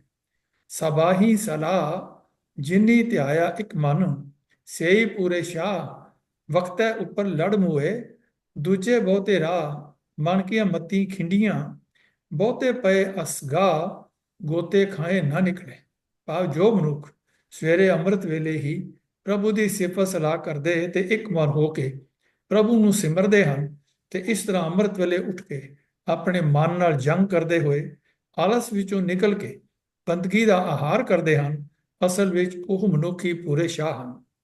ਜਦੋਂ ਅੰਮ੍ਰਿਤ ਵੇਲੇ ਦਾ ਇਹ ਅਭਿਆਸ ਪੱਕਾ ਹੋ ਜਾਏ ਤਾਂ ਫਿਰ ਅੱਠੇ ਪਹਿਰ ਪਰਮਾਤਮਾ ਦੀ ਯਾਦ ਮਨ ਵਿੱਚ ਟਿਕੀ ਰਹਿੰਦੀ ਹੈ। ਅੰਮ੍ਰਿਤ ਵੇਲੇ ਦੀ ਕੀਤੀ ਹੋਈ ਇਸ ਇਕਾਗਰਤਾ ਔਰ ਕਮਾਈ ਦਾ ਸਦਕਾ ਮਨੁੱਖ ਵਿਕਾਰਾਂ ਦੇ ਹੱਲਿਆਂ ਤੋਂ ਬਚਦਾ ਹੋਇਆ ਆਤਮਿਕ ਅਡੋਲਤਾ ਵਿੱਚ ਜਾ ਟਿਕਦਾ ਹੈ। ਗੁਰੂ ਅਰਜਨ ਦੇਵ ਪਾਤਸ਼ਾਹ ਜੀ ਦਾ ਫਰਮਾਨ ਹੈ, ਬਸੰਤ ਮੱਲਾ ਪੰਜਵਾਂ ਪੰਨਾ 1185 ਦੇ ਉੱਤੇ, ਉੱਠ ਇਸ਼ਨਾਨ ਕਰੋ ਪ੍ਰਭਾਤੇ, ਸੋਏ ਰਾਧੇ ਬਿਖੜੇ ਦਾਉ ਲੰਘਾਵੇ ਮੇਰਾ ਸਤਿਗੁਰ, ਸੁਖ ਸਹਿ ਸੇਤੀ ਕਰ ਜਾਤੇ। ਜੋ ਵਿੱਥ ਜੀਵ ਦੀ ਪਰਮਾਤਮਾ ਨਾਲ ਬਣੀ ਹੋਈ ਹੈ ਉਹ ਕਿਸੇ ਪੁੰਨ ਦਾਨ ਕਰਨ ਨਾਲ ਨਹੀਂ ਮਿਟ ਸਕਦੀ। ਜੋ ਕੋਈ ਮਨੁੱਖ ਮਾਇਆ ਪੇਟ ਪੇਸ਼ ਕਰਕੇ ਪ੍ਰਭੂ ਨਾਲੋਂ ਆਪਣੀ ਵਿੱਥ ਮਟਾਉਣ ਦਾ ਯਤਨ ਕਰੇ ਤਾਂ ਉਹ ਆਪਣੇ ਮਨੋਰਥ ਵਿੱਚ ਸਫਲ ਨਹੀਂ ਹੋ ਸਕਦਾ, ਕਿਉਂਕਿ ਦਾਤਾਂ ਤਾਂ ਸਾਰੀਆਂ ਉਸ ਪਰਮਾਤਮਾ ਦੀਆਂ ਹੀ ਦਿੱਤੀਆਂ ਹੋਈਆਂ ਹਨ। ਵਿੱਥ ਮਟਾਉਣ ਦਾ ਇੱਕੋ ਇੱਕ ਵਸੀਲਾ ਹੈ ਅੰਮ੍ਰਿਤ ਵੇਲੇ ਉੱਠ ਕੇ ਪ੍ਰਭੂ ਦੇ ਨਾਮ ਸਿਮਰਨ ਵਿੱਚ ਜੁੜਨਾ ਤੇ ਉਸ ਦੀ ਸਿਫਤ ਸਲਾਹ ਕਰਨੀ। ਜੋ ਮਨੁੱਖ ਐਸੀ ਕਾਰ ਕਰਦਾ ਹੈ ਉਸ ਤੇ ਪ੍ਰਭੂ ਦੀ ਬਖਸ਼ਿਸ਼ ਹੁੰਦੀ ਹੈ ਤੇ ਉਸ ਨੂੰ ਪ੍ਰੇਮ ਪਟੋਲਾ ਮਿਲਦਾ ਹੈ, ਜਿਸ ਨਾਲ ਮਨੁੱਖ ਪ੍ਰਭੂ ਨੂੰ ਸਾਰਿਆਂ ਵਿੱਚ ਵਸਦਾ ਵੇਖਦਾ ਹੈ। ਗੁਰੂ ਨਾਨਕ ਪਾਤਸ਼ਾਹ ਜੀ ਨੇ ਵੀ ਜਪ ਬਾਣੀ ਵਿੱਚ ਅੰਮ੍ਰਿਤ ਵੇਲੇ ਦੀ ਮਹਾਨਤਾ ਨੂੰ ਇਸ ਪ੍ਰਕਾਰ ਪ੍ਰਗਟ ਕੀਤਾ ਹੈ, ਅੰਮ੍ਰਿਤ ਵੇਲਾ ਸਚ ਨਾਉ ਵਡਿਆਈ ਵਿਚਾਰ, ਕਰਮੀ ਆਵੈ ਕਪੜਾ ਨਦਰੀ ਮੋਖ ਦਵਾਰ, ਨਾਨਕ ਇਹ ਮੈਂ ਜਾਣੀ ਹੈ ਸਭ ਆਪੇ ਸਚਿਆਰ। ਸੋ ਮਨੁੱਖ ਵਾਸਤੇ ਇਹ ਅੰਮ੍ਰਿਤ ਵੇਲਾ ਮੇਰੇ ਖਿਆਲ ਮੁਤਾਬਕ ਇਹ ਕੋਈ ਇੱਕ ਟਾਈਮ ਨਹੀਂ ਹੋ ਸਕਦਾ, ਇਹ ਇੱਕ ਕਨਸੈਪਟ ਹੈ।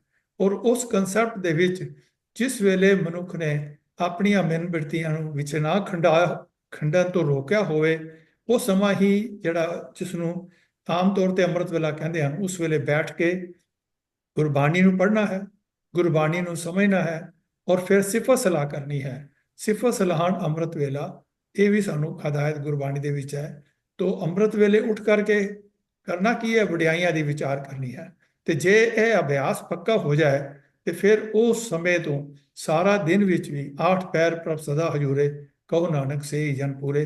ਫਿਰ ਉੱਠੇ ਪੈਰ ਪ੍ਰਭੂ ਦੀ ਹਜੂਰੀ ਵਿੱਚ ਰਹੇਗਾ ਤੇ ਉਹੀ ਉਸ ਵਾਸਤੇ ਅੰਮ੍ਰਿਤ ਵੇਲਾ ਹੈ। ਵਿਚਾਰ ਕਰਦਿਆਂ ਹੋਈਆਂ ਅਨੇਕਾਂ ਭੁੱਲਾਂ ਦੀ ਆਪ ਪਾਸੋਂ ਖਿਮਾ ਮੰਗਦਾ ਹਾਂ। ਹੋਰ ਵੀ ਇਸ ਦੇ ਅੰਦਰ ਬੇਅੰਤ ਵਿਚਾਰਾਂ ਹੋ ਸਕਦੀਆਂ ਹਨ। ਮੈਂ ਕੋਸ਼ਿਸ਼ ਕਰਾਂਗਾ ਇਸ ਦੇ ਉੱਪਰ ਡਿਟੇਲ ਵਿੱਚ ਵੀ ਇੱਕ ਲੈਕਚਰ ਤਿਆਰ ਕਰਕੇ ਆਪ ਸਾਹਮਣੇ ਪੇਸ਼ ਕਰਾਂ। ਤੋ ਗੱਜ ਕੇ ਫਤਿਹ ਬੁਲਾਓ ਜੀ। ਵਾਹਿਗੁਰੂ ਜੀ ਕਾ ਖਾਲਸਾ, ਵਾਹਿਗੁਰੂ ਜੀ ਕੀ ਫਤਿਹ। ਬਿਲਕੁਲ ਠੀਕ ਹੈ ਜੀ। ਇਹ ਵਿਸ਼ਾ ਬੜਾ ਵਿਸ਼ਾਲ ਹੈ ਤੇ ਉਹਦੇ ਕੁਝ ਪੱਖ ਵੀਰ ਜੀ ਨੇ, ਕਿਉਂਕਿ ਸਮੇਂ ਦੀ ਸੀਮਾ ਹੁੰਦੀ ਲੈ ਨੇ, ਪਰ ਇਹਦਾ ਪੂਰਾ ਇੱਕ ਲੈਕਚਰ ਚਾਹੀਦਾ। ਤੇ ਸੰਗਤ ਜੀ ਬਹੁਤ ਸਾਰੀਆਂ ਗੱਲਾਂ ਵੀਰ ਜੀ ਦੱਸੀਆਂ, ਮੈਂ ਤੇ ਇੱਕ ਗੱਲ ਮੇਰੇ ਜ਼ਿਹਨ 'ਚ ਆਉਂਦੀ ਹੈ ਬਈ ਅੰਮ੍ਰਿਤ ਵੇਲਾ ਜਿਹੜਾ ਸਵੇਰੇ ਉੱਠ ਕੇ ਜਿਹੜਾ ਦੱਸਿਆ ਵੀਰ ਜੀ ਕਿ ਸੂਰਜ ਚੜ੍ਹਨ ਤੋਂ 3 ਘੰਟੇ ਦਾ ਪਹਿਲਾ ਸਮਾਂ ਜਿਹੜਾ ਉਹ ਅੰਮ੍ਰਿਤ ਵੇਲਾ ਸ਼ੁਰੂ ਕਰਨ ਦਾ ਮਤਲਬ ਇਹ ਹੈ ਕਿ ਹਰ ਦਿਨ ਦੀ ਟੌਪ ਪ੍ਰਾਇੋਰਟੀ ਜਿਹੜੀ ਅੰਮ੍ਰਿਤ ਵੇਲੇ ਬਈ ਇਹ ਨਾਮ ਸਿਮਰਨ, ਵਾਹਿਗੁਰੂ ਨੂੰ ਜੁੜਨਾ ਟੌਪ ਪ੍ਰਾਇੋਰਟੀ ਸਾਡੇ ਹਰ ਦਿਨ ਦੀ ਹੋਣੀ ਚਾਹੀਦੀ। ਕਿਉਂਕਿ ਆਪਾਂ ਸਵੇਰੇ ਰਾਤ ਪੈ ਕੇ ਉੱਠਦੇ ਹਾਂ, ਸਵੇਰੇ ਦਿਨ ਸ਼ੁਰੂ ਹੁੰਦਾ ਤੇ ਅੰਮ੍ਰਿਤ ਵੇਲੇ ਤੋਂ ਸ਼ੁਰੂ ਹੁੰਦਾ ਤੇ ਅਸੀਂ ਅੰਮ੍ਰਿਤ ਵੇਲੇ ਦੀ ਸੰਭਾਲ ਕਰੀਏ ਤੇ ਇਹਨੂੰ ਟੌਪ ਪ੍ਰਾਇੋਰਟੀ ਹੈਗੀ ਹੈ ਗੁਰੂ ਨਾਲ ਜੁੜਨ ਦੀ। ਤੇ ਜੇ ਸਾਡਾ ਜਿਵੇਂ ਵੀਰ ਜੀ ਨੇ ਦੱਸਿਆ ਅਭਿਆਸ ਪੱਕ ਜਾਏਗਾ, ਫਿਰ ਪਤਾ ਕੀ ਹੋਏਗਾ, ਹਰ ਵੇਲਾ ਹੀ ਅੰਮ੍ਰਿਤ ਬਣ ਜਾਏਗਾ। ਜਿਸ ਵੇਲੇ ਸਾਡਾ ਐਸਾ ਅਭਿਆਸ ਹੋ ਜਾਏ ਕਿ ਜਦ ਸਾਸ ਗ੍ਰਾਸ ਵਿਸਰੇ ਹਰਨਾਮਾ ਮਨ ਮੰਤ, ਫਿਰ ਉਹ ਅਵਸਥਾ ਐਸੀ ਹੈ ਕਿ ਹਰ ਵੇਲਾ ਹੀ ਉਹਨਾਂ ਲਈ ਅੰਮ੍ਰਿਤ ਬਣ ਜਾਏਗਾ। ਇਹ ਸਾਡੇ ਜੀਵਨ ਦਾ ਟਾਰਗੇਟ ਹੋਣਾ ਚਾਹੀਦਾ। ਤੇਜਿੰਦਰ ਸਿੰਘ ਜੀ ਆਪ ਜੀ ਦਾ ਬਹੁਤ ਬਹੁਤ ਧੰਨਵਾਦ। ਤੋ ਸੰਗਤ ਜੀ ਅੱਜ ਦੇ ਇਹ ਜਿਹੜੇ ਸਵਾਲ ਸਨ, ਸਤਿਗੁਰੂ ਦੀ ਬਖਸ਼ਿਸ਼ ਹੋਈ, ਸਾਰੇ ਸਵਾਲ ਜਿਹੜੇ ਨੇ ਉਹ ਕੰਪਲੀਟ ਹੋ ਗਏ ਨੇ। ਇੱਕ ਸਵਾਲ ਰਹਿ ਗਿਆ ਕਿਉਂਕਿ ਅੱਜ ਵੀਰ ਪ੍ਰਭ ਕੀਰਤਨ ਸਿੰਘ ਜੀ ਨਹੀਂ ਆ ਸਕੇ, ਤੇ ਉਹ ਅਸੀਂ ਅਗਲੇ ਹਫਤੇ ਉਹ ਸਵਾਲ ਵੀ ਲੈ ਲਵਾਂਗੇ। ਤੋ ਇੱਕ ਸਵਾਲ ਹੋਰ ਹੈ ਜਿਹਦੇ ਬਾਰੇ ਜੇ ਮਤਲਬ ਵੀ ਪੈਨਲ ਨੇ ਡਿਸਾਈਡ ਕਰਨਾ, ਤੇ ਉਹ ਵੀ ਅਗਲੇ ਹਫਤੇ ਲਵਾਂਗੇ। ਉਹ ਸਵਾਲ ਜਿਹੜਾ ਹੈ ਉਹ ਸ਼ਾਇਦ ਦਲਜੀਤ ਸਿੰਘ ਜੀ ਦਾ ਸਵਾਲ ਸੀ, ਤੇ ਉਹਨਾਂ ਤੋਂ ਮੈਂ ਖਿਮਾ ਮੰਗਦਾ ਕਿ ਅਜੇ ਉਸ ਸਵਾਲ ਬਾਰੇ ਹੋਰ ਡਿਟੇਲ ਦੀ ਪੁੱਛਾਣ ਮਤਲਬ ਖੋਜ ਕਰਨ ਦੀ ਲੋੜ ਹੈ, ਤੇ ਉਹ ਪੈਨਲ ਕਰ ਰਹੇ ਆ। ਅਗਲੇ ਹਫਤੇ ਅਸੀਂ ਤੁਹਾਡੇ ਸਾਹਮਣੇ ਉਸ ਦਾ ਉੱਤਰ ਲੈ ਕੇ ਹਾਜ਼ਰ ਹੋ। ਤੋ ਸੰਗਤ ਜੀ, ਅੱਜ ਦੇ ਪ੍ਰੋਗਰਾਮ ਵਿੱਚ ਬਹੁਤ ਸਾਰੀਆਂ ਤਰੁੱਟੀਆਂ ਰਹਿ ਗਈਆਂ ਹੋਣਗੀਆਂ, ਉਹਨਾਂ ਲਈ ਆਪਸ ਵਿੱਚ ਖਿਮਾ ਮੰਗਦਾ। ਮੈਂ ਮਾਸਟਰ ਅਵਤਾਰ ਸਿੰਘ ਜੀ ਦਾ ਸਪੈਸ਼ਲ ਧੰਨਵਾਦ ਇਸ ਕਰਕੇ ਕਰ ਰਹੇ ਹਾਂ ਕਿ ਉਹਨਾਂ ਨੂੰ ਅਸੀਂ ਚੇਚਾ ਬੇਨਤੀ ਕੀਤੀ ਕਿ ਇਸ ਸਵਾਲ ਦਾ ਉੱਤਰ ਤੁਸੀਂ ਦਿਓ ਸੁਖਣਾ, ਉਹਨਾਂ ਨੇ ਬਾਖੂਬੀ ਨਿਭਾਇਆ, ਉਹਨਾਂ ਦਾ ਵੀ ਧੰਨਵਾਦ ਹੈ। ਤੋ ਸੰਗਤ ਜੀ, ਆਪ ਸਭ ਨੂੰ ਬੇਨਤੀ ਹੈ ਵੀ ਇਸੇ ਤਰ੍ਹਾਂ ਆਪ ਜੀ ਸਵਾਲ ਭੇਜੀ ਜਾਓ, ਔਰ ਜਿੱਥੇ ਸਾਡੀ ਤੁਹਾਨੂੰ ਲੱਗੇ ਵੀ ਕਿਸੇ ਸਵਾਲ 'ਚ ਕਮੀ ਹੈ ਤੇ ਤੁਸੀਂ ਜ਼ਰੂਰ ਆਪਣਾ ਸੁਝਾਅ ਦਿਓ, ਉਹਨੂੰ ਕਰੈਕਟ ਕਰੋ ਤਾਂ ਜੇ ਅੱਗੋਂ ਅਸੀਂ ਠੀਕ ਹੋ ਸਕੀ। ਤੋ ਇੱਕ ਵਾਰੀ ਫੇਰ ਹੋਈਆਂ ਭੁੱਲਾਂ ਦੀ ਪੈਨਲ ਦੀ ਬਿਹਾਫ ਤੇ ਆਪਸ ਵਿੱਚ ਕਿਵੇਂ ਮੰਗਦਾ ਹੋਇਆ ਅਗਲੇ ਸੋਮਵਾਰ ਤੱਕ ਆਪਸ ਆਗਿਆ ਲੈਂਦਾ ਹਾਂ ਜੀ। ਵਾਹਿਗੁਰੂ ਜੀ ਕਾ ਖਾਲਸਾ, ਵਾਹਿਗੁਰੂ ਜੀ ਕੀ ਫਤਿਹ।